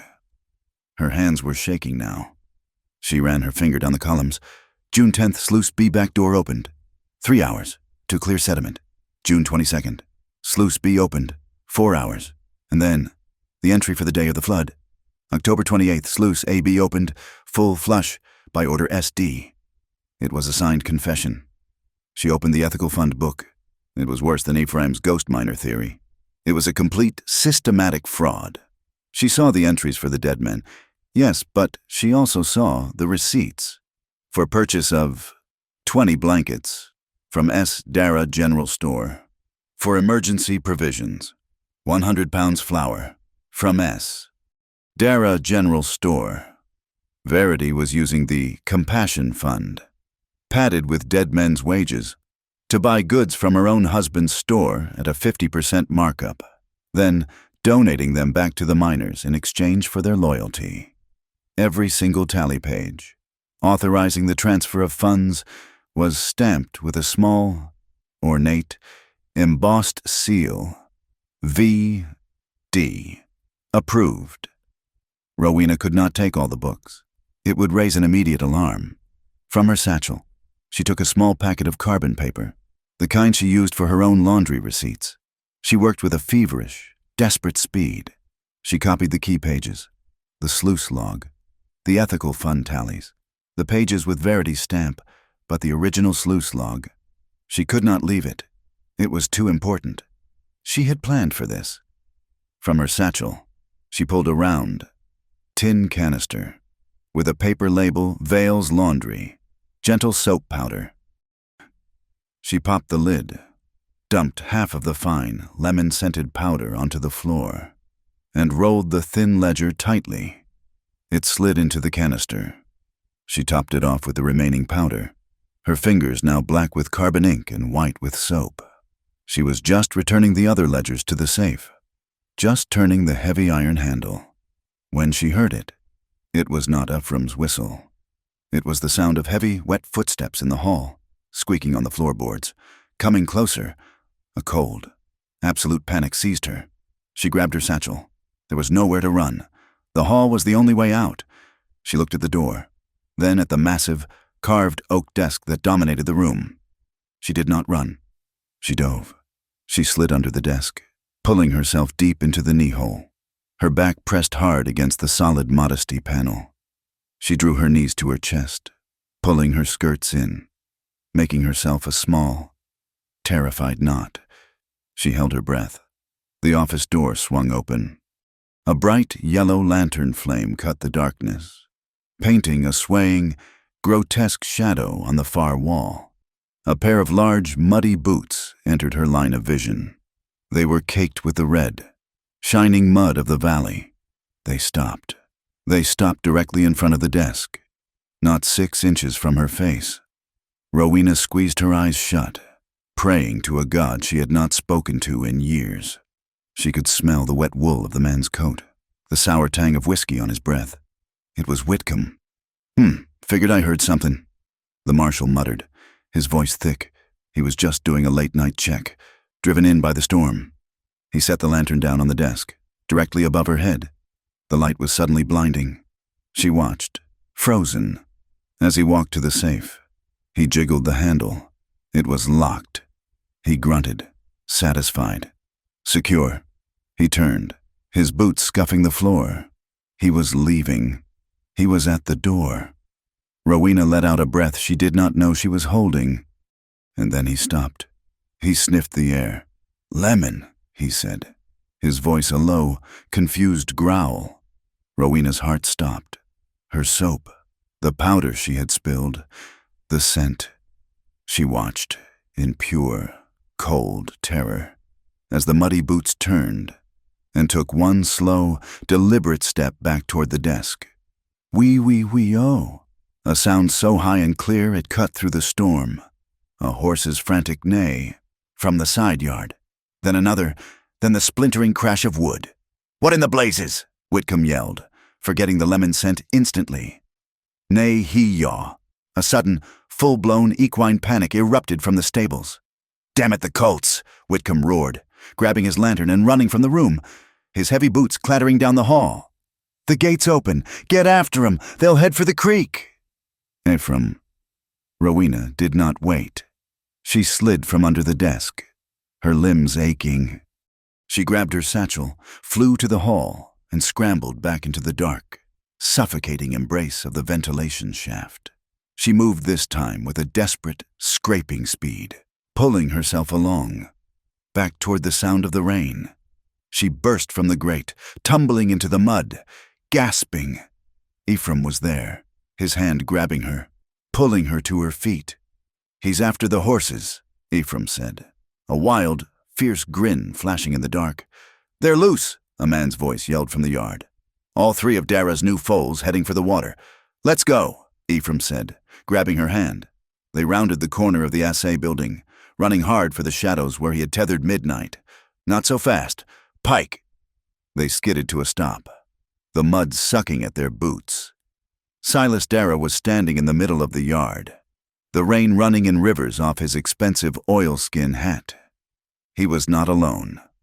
Flanking him were his 3 personal mine guards, the same men from the market, and they were not holding pistols. They were holding rifles. "I wondered when you'd finally make a truly stupid move," Dara said, his voice silky smooth, almost pleasant. "But I didn't think you'd send your little laundress to do your dirty work for you." Ephraim stepped forward, his body moving in front of Rowena, shielding her completely. His hands were empty, but he stood like a rock. "She's with me," he said, his voice a low, final warning. "That's her only defense." Dara scoffed. "Men with rifles. Meet the man with a limp, a fitting end.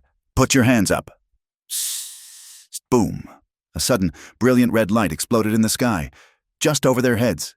It burst with a sharp crack, showering down red, burning sparks and a cloud of thick, acrid smoke. Sage. The gunman, startled, looked up. The horses, already panicked by the foals, reared in terror. "Now!" Ephraim roared. He did not pull her away. He grabbed her hand, lacing his fingers with hers, and ran through the smoke, straight at the gunman. "Stop them! Shoot them!" Dara screamed, his voice breaking. A shot rang out, wild, the bullet biting the mud where they had been a second before. They were a single entity, their feet pounding the mud, their hands locked together. Their hearts were beating the same, terrified, triumphant rhythm. They reached the stable. Midnight was frantic, his eyes white. Ephraim did not bother with the stirrup. He vaulted into the saddle, a move of pure, desperate strength, and with his free hand, he grabbed Rowena by the waist and hauled her up, seating her behind him. "Hold on!" he yelled. She did not need to be told. She wrapped both arms around his waist, her face pressed hard into the rough, wet wool of his duster, her satchel pressed between them. She clung to him as he spurred midnight. The great horse leaped from the stable, into the storm, into the night. The ride was a chaotic blur of pounding hooves, lashing rain, and a wind that stole their breath. Rowena was deaf, blind, and cold, except for the solid, radiating warmth of the man in front of her. She held on to him, his body a living shield against the world. He could feel her arms locked around him, a small, fierce, trembling circle of trust. They did not slow until they were on Antelope Ridge, until the horse was stumbling with exhaustion and the mine was a bad dream far below. Ephraim slid from the saddle. He reached up for her. Her legs, numb and shaking, gave way. She did not slide. She fell. He caught her. He did not let her go. He held her for a long, shuddering second, his arms locked around her, her feet dangling off the ground. She was shaking violently, not just from the cold, but from the terror, the adrenaline, the victory. He set her down gently on the porch, their breath coming in white, ragged clouds. He looked at her in the dim light from the cabin window. Her hair was plastered to her face. She was covered in mud, rust, and soot. He reached out, his thumb brushing a streak of black carbon ink from her cheek. "You're safe now," he said. It was not Miss Vale. It was not a formal pronouncement. It was a fact, stated as simply as the rain. And she knew, as she leaned against the doorframe, her satchel heavy with proof that it was the truest thing anyone had ever said to her. The rain stopped, but the wind, having lost its driving fury, stayed on as a low, mournful sigh around the corners of the cabin. It was the sound of a world exhausted, washed clean of its rage. Inside, the silence was thick, broken only by the steady, sleeping breath of Maisie from her cot and the sharp crackle of the stove. Ephraim, moving with a stiff, pained grace, had rebuilt the fire. The cast-iron stove radiated a dry, life-giving heat that began to fight back the bone-deep, icy chill of the night. Rowena stood on the small rag rug, a pool of muddy water forming at her feet. The adrenaline of the ride, the break-in, the escape, had evaporated, leaving her hollow and trembling violently. The satchel, heavy with Dara's sins, was on the table. Ephraim had already stripped off his own soaked duster. He turned to her, and the man who had faced down rifles and floods was suddenly, completely, at a loss. He looked at her shaking form, her hair plastered to her skin, her clothes ruined, and a deep, profound awkwardness settled on him. He was a man of action, and the action was over. "You're cold," he said, his voice rough. It was a stupidly obvious thing to say. He went to the pine chest that held his spare linens and pulled out the thickest wool blanket he owned, the one reserved for the worst nights of winter. He unfolded it. It smelled of cedar wood and clean, dry wool. He did not touch her. He simply stood before her, holding the blanket open, a silent offering. Rowena looked at the blanket, then at his face. Her fingers, numb and stiff, went to the buttons of the heavy, ruined coat. She fumbled with them, her hands refusing to obey. "Here," he said, his voice gentler. He stepped forward and, with a careful, respectful distance, took the button between his thumb and forefinger and unfastened it. Then the next. He slid the sodden coat from her shoulders, letting it fall to the floor. Her dress beneath was torn and soaked. Her hair, unpinned in the chaos, hung in a heavy, dark, wet curtain to her waist. He lifted the heavy blanket and draped it over her shoulders. He did not pull away. He held it there for a second, his large, warm hands resting on the wool, his thumbs just grazing her collarbones. The warmth from his hands, even through the blanket, was a shock. She leaned into it, a small, involuntary movement. Her trembling began to subside, replaced by a different kind of shiver. "You should get out of those wet things," he said, his voice still low, his gaze fixed on the wall over her head. "I will. Turn around." "Wait," she whispered. Her voice was a dry rasp. He had turned to give her privacy, but her hand, small and cold, shot out from the blanket and closed on his arm. He froze. He turned back. She was looking, not at his face, but at his chest. He was wearing a simple cotton undershirt, still damp in places. Through the thin, worn fabric, just below his right shoulder, was a scar. It was not the long, ropey mark of a knife, but a puckered, angry, star-shaped wound, the kind left by something that burns. Her fingers, still black with carbon ink, moved from his arm to his chest. She traced the scar, her touch so light it was barely there. "You told me about your leg," she whispered, her eyes lifting to his. "You never told me about this." Ephraim looked down at her hand on his chest. His heart, which he thought had finally calmed, began a slow, heavy drum. He did not move away. "The railroad," he said, his voice quiet. "The boiler. The one that took my leg. It threw shrapnel." He looked at her, and his eyes, for the first time, held no shadows, no anger, just a simple, unadorned truth. I was on fire. There was no more space between them. The unsaid things, the histories he had kept locked away, were now open, invited by her simple, gentle touch. He had shown her his brother's secrets. This one was his. Rowena's eyes filled with a sudden, hot rush of tears, not of pity, but of understanding. She understood the cost of a man's silence. "You," she whispered, her throat tightening. "You stood on that platform, and you saw me. You called me more than they deserve." He finished for her. His hand came up, covering hers where it rested on his scar. His calloused, rough skin was a contrast to hers, but his grip was impossibly gentle. He smiled, a small, slow smile that did not come easily to him. "I only said what I saw. I only said the truth. Rowena." It was the first time he had used her name, not as a command, not as a label, but as a statement. They stood there for a long time. The fire crackled. The wind sighed. Slowly, as if moving a great weight, he slid his hand from hers, bringing it up to her face. He cupped her cheek, his thumb brushing away the mix of rain and soot. They sat, not on the chairs, but on the thick bearskin rug Ephraim's father had traded for, directly in front of the open stove door. The heat was a living thing, bathing them in red-orange light. Rowena was wrapped in the blanket, and Ephraim sat beside her, so close their knees touched. The warmth spread from the fire, and from the point of contact. It was a small, simple touch, but after the night they had endured, it felt like an anchor. His hand, which had rested on his knee, moved. It did not grab.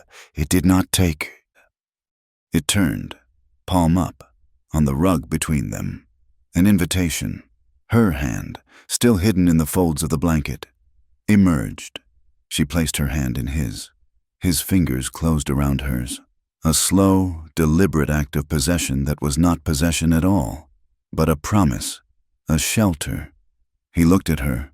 Her face, cleaned by his touch, was pale. Her lips still blue with cold. Her eyes were huge, dark, and, for the first time, completely, utterly, unguarded. He leaned in. He was so slow, so deliberate, that she had a lifetime to pull away. He was giving her that choice. She did not pull away. She leaned forward, just a fraction, her eyes not closing, but watching his, trusting. The kiss was not a fire. It was a hearth. It was soft. It was hesitant. It was, at first, just the simple, warm pressure of his lips against hers. It was a question.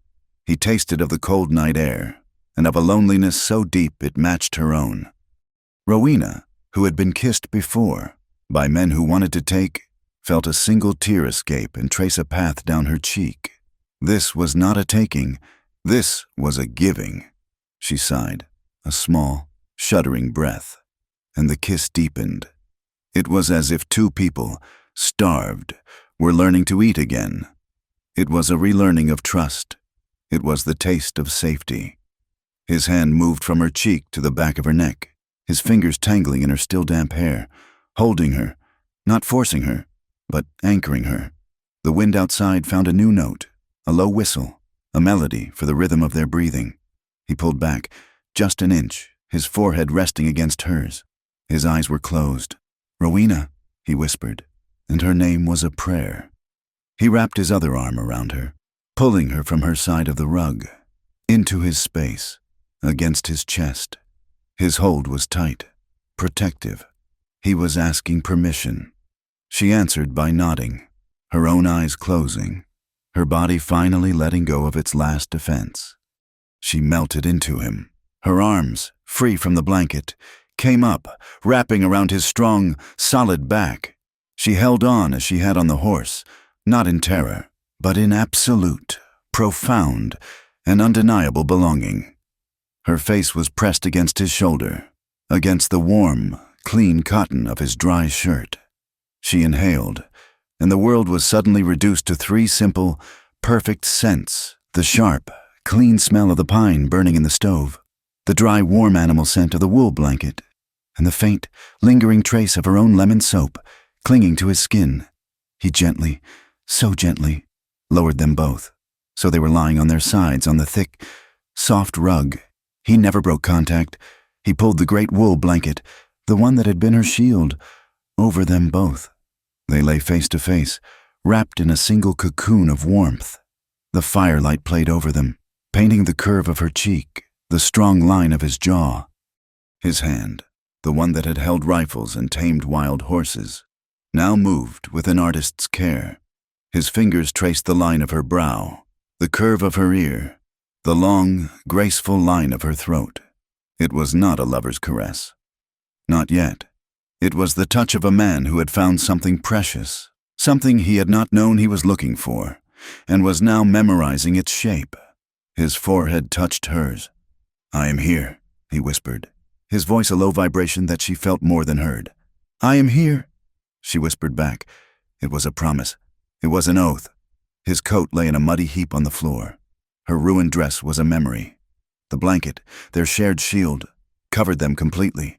The firelight, catching the single tear track on her cheek, made it look like a line of gold.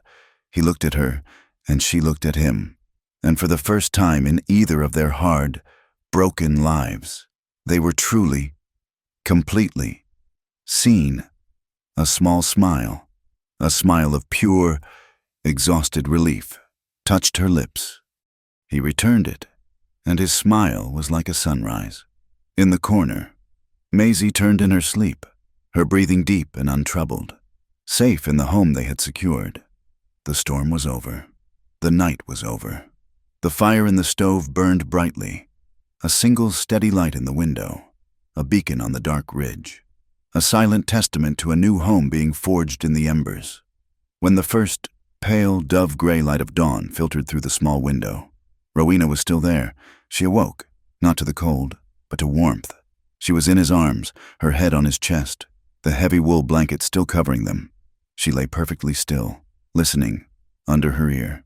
She heard the sound that, for the rest of her life, would mean safety. It was the slow, deep, steady beat of his heart.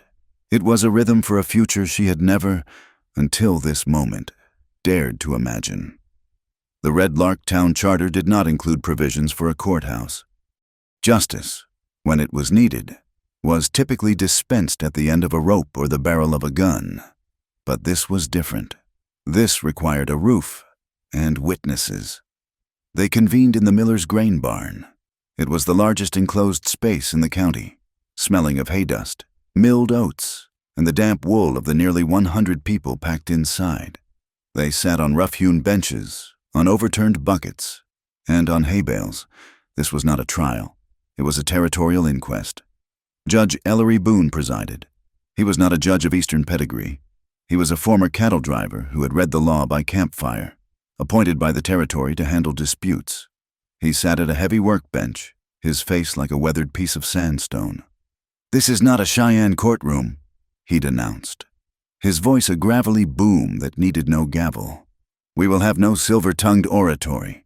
We will have facts. We are here to determine the truth of the flood and the sickness in the lower valley. Doctor Hollis, you will speak first." Dr. Temperance Hollis stood. She, like Rowena, Ephraim, and Sage, sat on a bench to the judge's left. On the right sat Silas Dara, looking impeccable, as if at a Sunday service. Beside him, his lawyer, a man named Kincaid, imported from Cheyenne, who smelled of bay rum and condescension, and beside them, Verity Dara, dressed in immaculate, expensive black, a veil over her face, dabbing at dry eyes with a lace handkerchief. A performance of mourning. "Judge Boone." "Doctor," Hollis began, her voice crisp and clear, carrying to the rafters. "For 6 months, I have been treating children, primarily from the lower camp, for what I believed was a wasting sickness, chronic dyspepsia, muscular weakness, a persistent, dry cough, and acute abdominal pain." She unrolled a medical chart. "They call it blue belly. It is copper poisoning. It is slow. It is agonizing. And it is fatal. The source, I now have reason to believe, is not hygiene, as Mrs. Dara's Compassion Fund reports have suggested, but the water of the Blue Otter Creek, downstream from the Darrock mine." A low, deep murmur went through the crowd. "And how?" Kincaid said, his voice a smooth, sharp razor. "Did you reach this dramatic conclusion, doctor, without a single chemical analysis from a proper laboratory?" "Because, doctor," Hollis said, her steel-gray eyes pinning him, "I was brought this." She stepped aside. Rowena Vale rose from the bench. All eyes went to her. This was the woman from the train platform, the dirty vagrant. She was not the same person. She was clean, yes, but her dress was mended. Her hair was pulled back in its severe, practical knot, but her spine was rigid. She was not the victim they remembered. She placed 3 items on the workbench in front of Judge Boone. First, the tin canister of gentle soap powder. She opened it and pulled out the thin, rolled-up, ink-stained sluice log. The mine's official record of when and for how long they used the illegal discharge pipe. Second, she produced the carbon-copied pages from the Ethical Fund ledger. Proof of Mrs. Dara's systematic fraud, taking wages from dead men and using them to buy goods from her husband at an inflated price, to then sell back to the miners. Third, she placed the small, corked bottle of blue-green crystals on the bench. "And this, Judge, this is what was left in my pot. This is what the children of the lower valley have been drinking." The barn was deathly quiet. Kincaid leapt to his feet. "Objection. This is preposterous. This evidence was stolen. This is burglary. This entire proceeding is a farce, based on the testimony of a common thief." Judge Boone looked at the crystals. He looked at the ledger. He looked at Rowena. "Sit down, Mr. Kincaid," Boone said, his voice dangerously quiet. "This is not a trial for burglary. If a woman's house is on fire and she steals a bucket of water, I do not charge her for the bucket. I will examine what is in front of me." He turned to Whitcomb, who was standing near the door, his face slick with sweat. "Marshal Whitcomb, you were present at the flood. You were seen on the ridge. Did you observe this discharge pipe?" Whitcomb's eyes darted to Silas Dara. A quick, panicked flicker. "No, sir, Judge, I saw no such thing. I was performing my duty. Assisting in the rescue, I saw the bridge go down. I saw these people." He pointed at Rowena and Ephraim. "In the water, but I saw no pipe. This is a fantasy. A lie, to cover their own incompetence. A lie." A new voice, low and smooth, came from the shadows. Sage Larkspur stepped forward. She, too, placed an item on the bench. It was a heavy, awkward-looking slab of plaster. "Marshal, you were not rescuing. You were observing. You were smiling." "That's a lie, you—" Whitcomb sputtered. Sage ignored him. "You were in a hurry, Marshal, after your friends in the mine office ran after the horses. You left this—" She turned the plaster slab over. It was a perfect, deep, clear-as-day impression of a boot heel, with a distinctive, crescent-shaped nick in the right side. "It was in the mud," Sage said, "right under Mr. Dara's window, where you stood, where you smelled the lemon soap." A collective gasp. Sage then unrolled Ephraim's brother's map and placed it next to the boot print. "Your boot, my map, the truth. she said, looking at the judge, "is in the mud." He was there. He saw the pipe, and he saw it washed away. Whitcomb went the color of dead ash. Kincaid, seeing his witness evaporate, changed tactics. He turned on Rowena, his voice dripping with venom. "And who is this woman? Who is this accuser, a vagrant, with no papers, no kin, a drifter? Are we to take the word of a mixed blood, of unknown origin, a woman who has no standing in this community, over the word of Mr. Silas Dara, the man who built this town?" Rowena flinched. The word mixed blood hit her like a slap. Before she could speak, before the judge could intervene, Ephraim Pike was on his feet. He was shaking, not from fear, from a rage so profound it was seismic. "You stop." His voice was not a shout. It was a low, terrifying growl that vibrated in the heavy, oat-dusted air. "Mr. Pike, this is not—" Kincaid began. "I said, stop." Ephraim took a step forward, his hand clenched, his bad leg dragging, but he seemed a giant. He pointed a finger, not at Kincaid, but at the entire room, at the jury, at the judge. "The truth," he said, his voice breaking with a desperate, pure white fury, "does not check the skin color of the hand that is holding it." The words hung in the air. Absolute. The barn was so quiet you could hear the rain dripping from the eaves. Judge Boone, who had his hand raised to gavel Ephraim down, slowly lowered it. He looked at Kincaid, and his eyes were chips of ice. "Your witness, counselor," he said, and it was a dismissal. Kincaid, for the first time, looked unnerved. He had lost the crowd. "Mr. Dara," Boone said, "you have heard the testimony. What say you?" Silas Dara stood. He was a master of control. He smoothed his waistcoat, straightened his tie. "Judge," he said, his voice reasonable, "this is a campaign of slander, orchestrated by a bitter man." He nodded at Ephraim. "And a misguided woman. The flood was a tragedy, an act of God. These people," he gestured to the miners and their wives in the crowd, "are looking for a scapegoat. They do not understand the pressures of industry, the cost of progress. I provide them with jobs. I provide them with homes. You provide them with poison." Thomas Vega's voice cracked with grief. "I provide them with opportunity." Dara snapped, his control finally breaking. "And what do I get in return? In gratitude, I cannot be held responsible for the hygiene of every family that throws its slop in the creek.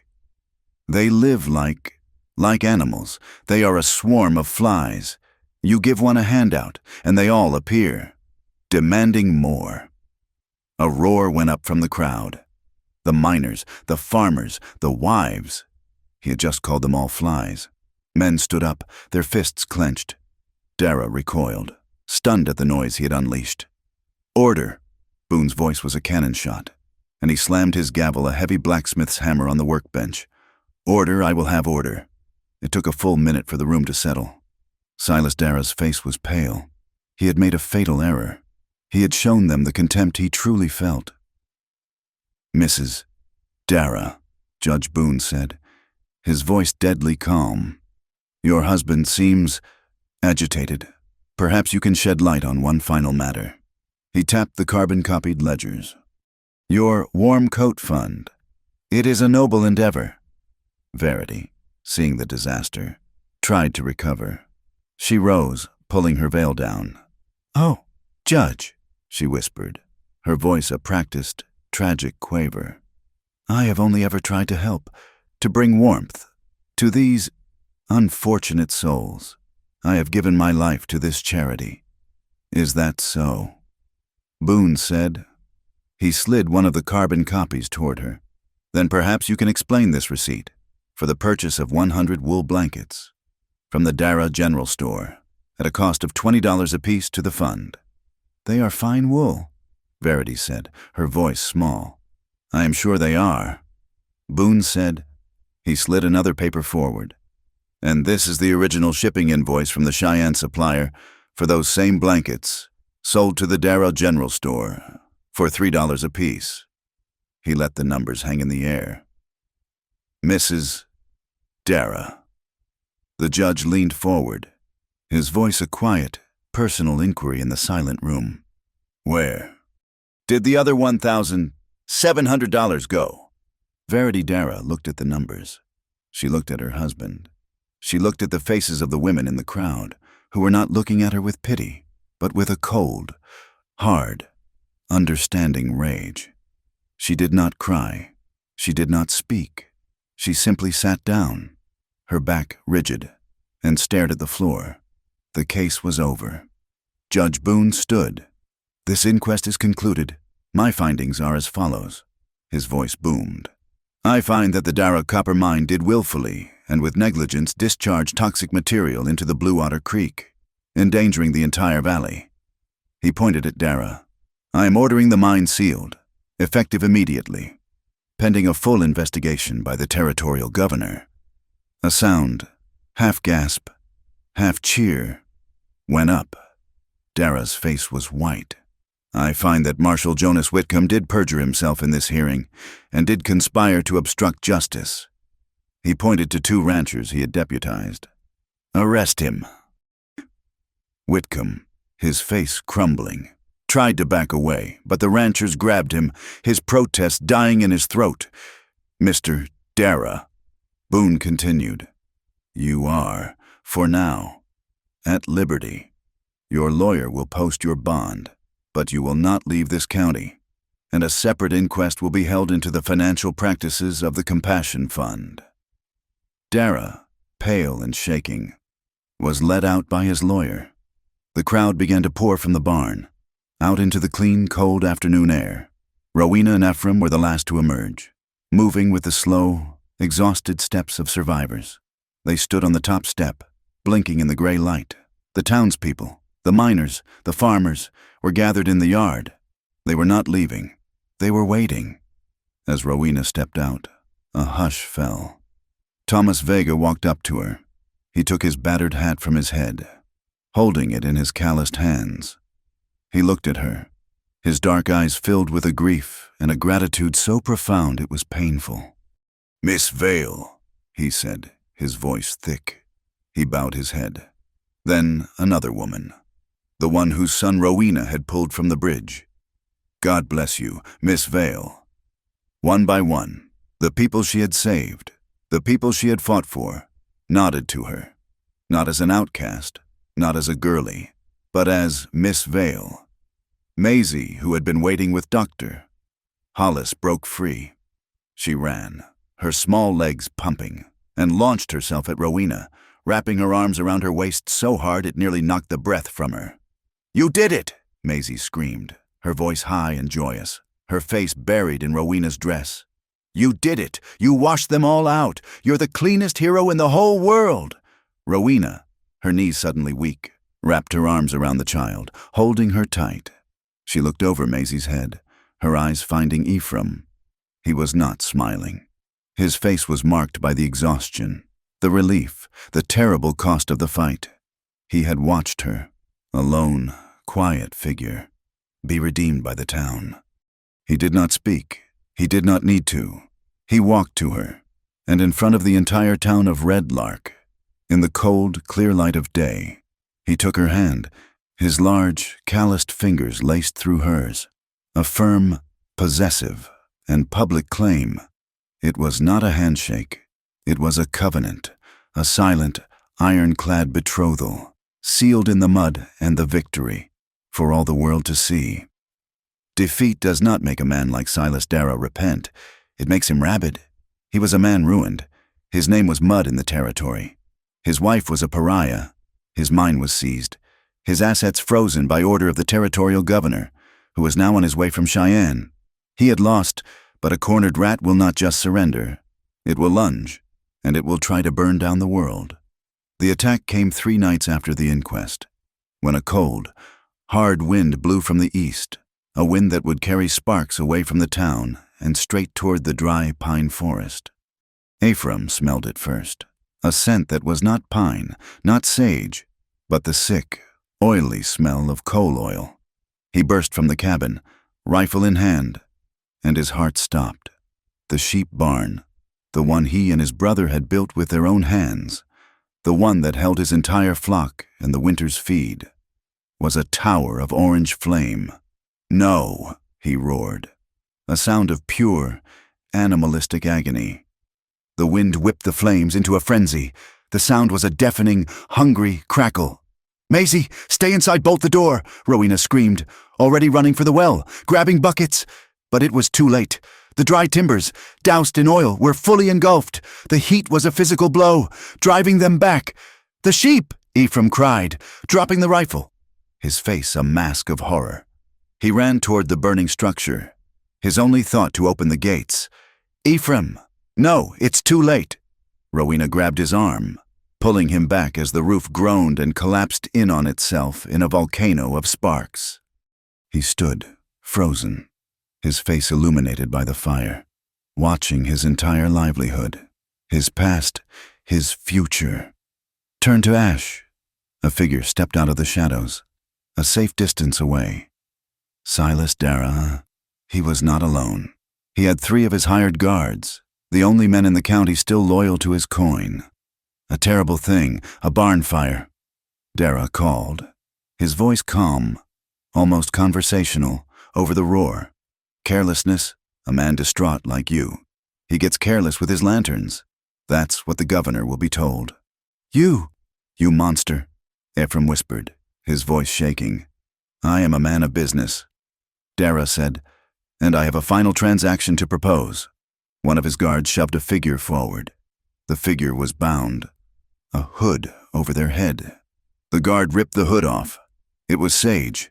Her face was bruised, her eyes black with a cold, controlled fury. "Sage!" Rowena cried, taking a step. A guard leveled his rifle at her. "I wouldn't." She was trespassing," Dara said, with a dismissive wave. "Looking for herbs, I suppose. Here is the deal. It is very simple. I know you." He pointed at Rowena. "Have the original sluice log, the one from my safe. The carbon copies were clever, but the original is definitive." He smiled. "You will bring me that log. In exchange, you get your friend back, and I will leave this valley. And you, to your ashes." "And if I don't," Rowena said, her voice trembling, but not with fear, "then Miss Larkspur will have a regrettable accident, and I will tell the governor that the fire was set, not by me, but by you, to destroy the evidence of your own partnership in the fraud. Now that I have turned on you," he laughed, "it is a convoluted story, but I am a very convincing man." "I'll do it," Rowena said, her voice flat. "I will not give you the log. I will trade myself. Let her go. I am the one you want." Ephraim turned, his face a mask. "No, Ephraim, it is the only way." "No," he said again, his voice iron. "You are not leaving my side." He looked at Dara. "You want the log. You will have it. Juniper Narrows. At midnight. Bring Sage. Come alone." "Alone?" Dara laughed. "I am not a fool. Pike, I will bring my associates. You will bring the log, and the woman, just so I am sure." He turned, and his men dragged Sage back into the darkness. "Midnight," he called. "And do not try to put out that fire. I want you to watch it." They did not try. The barn was a total loss. They stood, Rowena, Ephraim, and a weeping Maisie, and watched it burn down to its stone foundation. The second Dara was gone. Ephraim was moving. "We are not meeting him," he said. "But Sage." Rowena protested. "Doctor." "Hollis," Ephraim snapped, running for the stable. "Get Maisie. We are going to the doctor's house. Now." They were not alone. When they arrived, "Doctor," Temperance Hollis was already treating a bruised and exhausted Thomas Vega. "They are holed up at the Narrows," Tomas said, spitting into a bowl. "Dara and his 3 men, and Mrs. Dara. She is with them." "What happened?" Ephraim demanded. "He tried to get us to back him," Tomas said, his voice a low growl of contempt. Offered us coin. Said he would reopen the mine. Make me foreman. When I told him to go to hell, his men beat me. They took Sage, who was trying to help. They are desperate. Ephraim, like wounded wolves. Good, Ephraim said, his eyes like chips of ice. Wounded animals bleed. We cannot fight them, Rowena said, her mind racing. There are 5 of them, with rifles. We will not fight them. Doctor, Hollis said, her voice sharp as a scalpel. She went to her tall, dark cabinet, the one filled with apothecary jars. We will operate. She pulled down 3 jars, one of a dried gray-green leaf, one of a black resinous tar, one of a fine white powder. Datura, she said, tapping the leaf, a powerful sleeping herb. Too much, it is a poison, but a little burned. It creates a smoke that confuses. It makes the limbs heavy, the mind slow. A smoke, Ephraim said, a slow, cold smile dawning on his face. The plan was set. It was not a battle. It was surgery. Doctor. Hollis would mix the compound. Thomas, his face set, said he would rally the miners, not to fight, but to witness, to be the wall that Dara could not escape. Ephraim would create the diversion, and Rowena, small, quiet, and armed with the sharpest knife from Doctor. Hollis's surgical kit would free Sage. Juniper Narrows was a place of ill omen, a deep, narrow crack in the earth where the wind was always cold. Dara had made his camp on a wide, defensible ledge, accessible by only one path. A single bonfire cut a hole in the center, illuminating the 5 figures. Sage was tied to a rock, away from the fire. Dara, his guards, and Verity were drinking from a bottle, their voices sharp and angry. He will come, Dara was saying. He is a fool, ruled by that woman. You should have just shot him. A voice, high and trembling, snapped. It was Verity. She had left her finery behind. Her hair was a wild, undone mess. She was holding a small, silver-plated pistol, and she was pacing. You should have killed them all. You are weak, Silas. You let that filth, that half-breed washerwoman, destroy us. Be quiet, Verity. Dara growled. I will not be quiet. She stood in that barn and she looked at me. She accused me as if I were the one who was dirty. The wind shifted. A new smell joined the pine and the wood smoke. It was a heavy, sweet, cloying smell, like rotting flowers. It was almost invisible, a gray-blue vapor, heavier than air, rolling down the rock walls, into the camp. What is that? One of the guards asked, sniffing. Smells like... It makes my eyes heavy, another one said, yawning. Stay awake, Dara yelled, but his own voice sounded slow, his words slurring. I will not be quiet, Verity shrieked again, her voice cracking. I am a good woman. I am the moral center of this town. You are afraid of dirt, Rowena's voice said, clear and cold, from the darkness just beyond the firelight. But your hands are the filthiest of all. Verity spun, her eyes wild.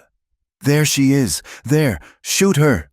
She raised her own pistol, her hands shaking so badly she could not aim. The miners who were with Dara, their own minds fogged by the smoke, looked at Verity. They had followed Dara for coin, but they had respected Mrs. Dara, now, seeing her, a raving woman with a pistol, and hearing Rowena's words, the truth cut through the herbal fog. She's right, one of them mumbled, lowering his rifle.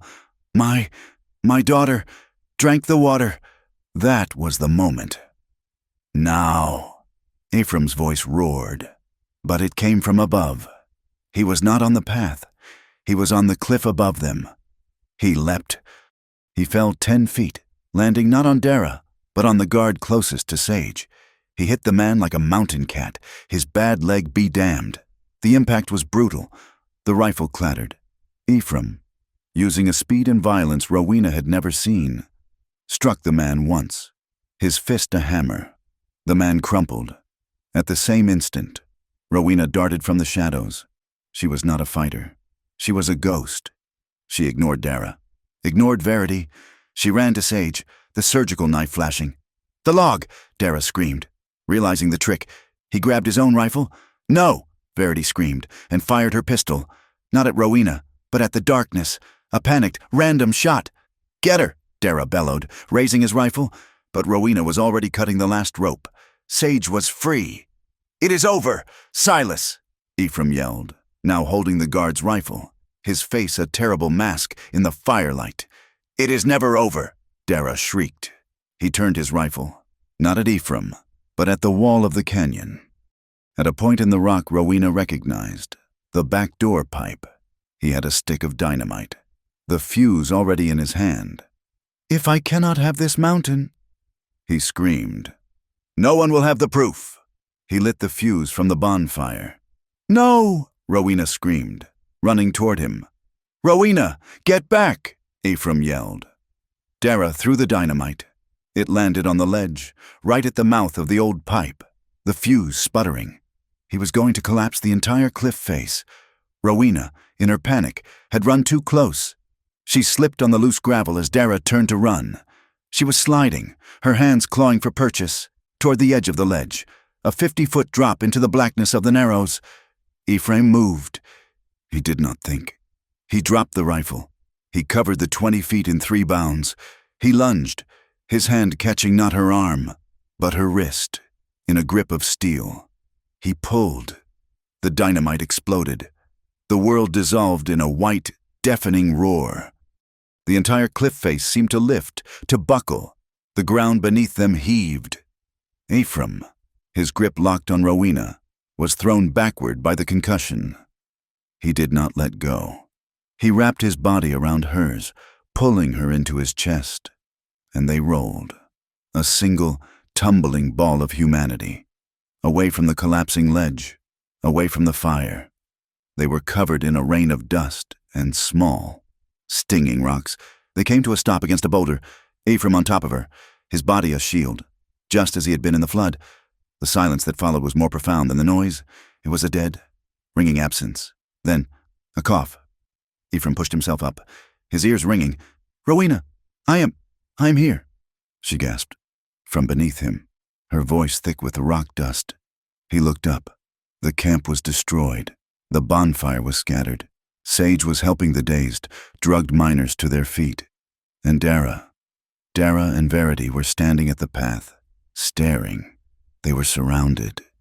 Thomas Vega and 20 miners, their faces black with soot and righteous anger, were blocking the only exit. They held no guns. They held picks and shovels, and their own hard hands. "The flies," Thomas said, his voice a low growl, "are here for you, Mr. Dara." Verity screamed. It was a thin, animal sound. Dara, seeing his empire, his escape, his entire world, reduced to this, simply dropped his rifle.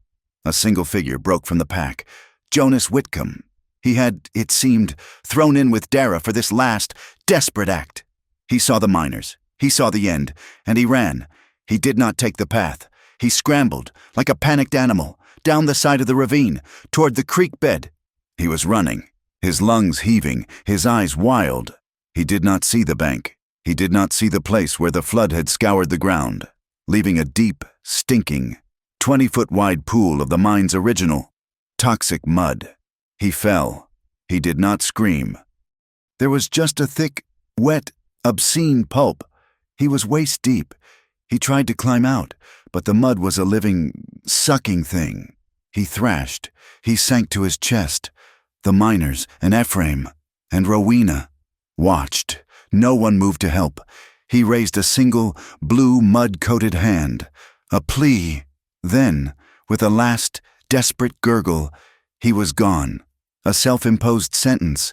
A fitting, filthy end. By the time Ephraim and Rowena returned to the ridge, the sun was a red promise in the east. The fire was out. The barn was a smoking, black skeleton of stone. But the sheep, the core of their life, were fine. When the fire began, Maisie, in her first bright act of courage, had unlatched the far gate before bolting the door. The flock had scattered, but they had not burned. They were now huddled by the well, drawn by the water, their coats gray in the dawn. Maisie was there, in her nightgown, her face tear-stained but serious. She was counting. 28, 29, 30. They're all here. Uncle Ephraim. She saw a last stray ewe wander from the stable, and she clapped her hands, a single, joyous sound. A white spot. Come back. Rowena walked to the smoking ruin. She was covered in soot, rock dust, and mud. Her hands were black. She reached out, touching the hot stone foundation. She looked at her hands, her beautiful, ruined, capable hands. They were filthy, blacker than any coal dust, grubbier than any axle grease. Ephraim came to stand beside her, his arm brushing hers. He looked at the ruin, then at her. He had no words. Rowena smiled. It was a slow, tired, beautiful smile. She held up her hands, palms out, for him to see. "Getting dirty," she said, her voice rough. "To save someone, it is the cleanest thing I have ever done." The territorial governor's arrival was not a quiet one. He came with 2 marshals and a mandate for justice. The Dara mine was not just sealed. It was seized. Its assets liquidated to create a compensation fund for the families of the lower valley. Silas Dara, his arrogance finally shattered, was tried in Cheyenne. He was not tried for the murder of the ghost miners. His money had buried that evidence too deep. He was tried for the one crime the territory could not forgive: the willful and malicious poisoning of a public waterway. He was sentenced to 20 years in the federal prison at Laramie. Verity Dara, stripped of her social standing, faced Judge Boone. Her trial for fraud was swift. The evidence of the Compassion Fund was irrefutable. She was sentenced to 5 years, to be served in a women's reformatory in the East. She left Red Lark on the same train that had brought Rowena. But this time, the crowd that watched her go was silent, their face hard and unforgiving. Spring came to Antelope Ridge, not as a gentle thaw, but as a rush of life. The high country snows melted, and the Blue Otter Creek, for the first time in a generation, ran clear and clean. Red Lark declared the 1st of May as Clean Water Day. It was not a somber memorial, but a celebration of renewal. In the center of town, where Verity Daghar's platform had once stood, Rowena Vale presided over a different kind of ceremony. She stood before a massive, gleaming copper pot, scoured and polished until it shone like a new sun. It was her old laundry pot, repurposed. "Boiling is not enough," she explained, her voice clear and carrying, her audience the entire town. "The water holds minerals, but with a simple still." She gestured to a series of pipes Ephraim had fashioned. "We can separate the clean from the unclean, forever." She opened the tap, and a stream of pure, distilled water flowed into a new town cistern. It was a baptism. Thomas Vega, his granddaughter healthy and sitting on his shoulders, was the first to drink. A new sign hung on the repaired and expanded wash house at the edge of the Pike homestead. The old, hand-painted letters were gone. In their place, in clean, professional, black and gold leaf, it read, "Vale Pike Wash House, clean starts given here." Ephraim had not just rebuilt his barn. The fire had burned away his last attachments to a life of solitude. Next to the cabin, where the wood pile had been, he erected a new, small building. It was not a stable. It was a single room, with 3 large windows and a proper plank floor. It was a schoolhouse. Doctor. Temperance Hollis and Rowena were its first teachers. Doctor. Hollis taught sums and letters, and the basic, vital facts of human health. Rowena taught what she knew best: the chemistry of clean. She taught the children how to make soap. She taught them how to test water. She taught them how to mend a tear so it was stronger than before. Maisie, their first and most eager pupil, was tasked with creating a motto. She painted it herself on a long plank that hung over the door, her letters still uneven, but now filled with a fierce, certain pride. Clean is respect. Rowena's work did not go unnoticed. Judge Boone rode up to the homestead one afternoon, not on official business, but as a man. "Miss Vale," he said, accepting a cup of water from her, "the county needs a new water inspector. A man who understands the creeks, the springs, The aquifers. The problem is, I don't trust any of the men who want the job. I am not a man. Judge, Rowena said, her voice quiet. No, Boone said, a rare smile touching his weathered face. You are not. That is why I'm asking you. The job is voluntary. It has no pay, but it has authority. She looked at Ephraim, who was leaning against the porch rail, watching. He said nothing, but his eyes were full. She looked at the valley, now green and healed. I accept, she said. That evening, the work was done. Maisie was asleep, her lessons finished. The air was warm, smelling of new pine and the wild sage that had returned to the hills. Ephraim sat on the porch step, his bad legs stretched out. Rowena came and sat beside him, their shoulders brushing.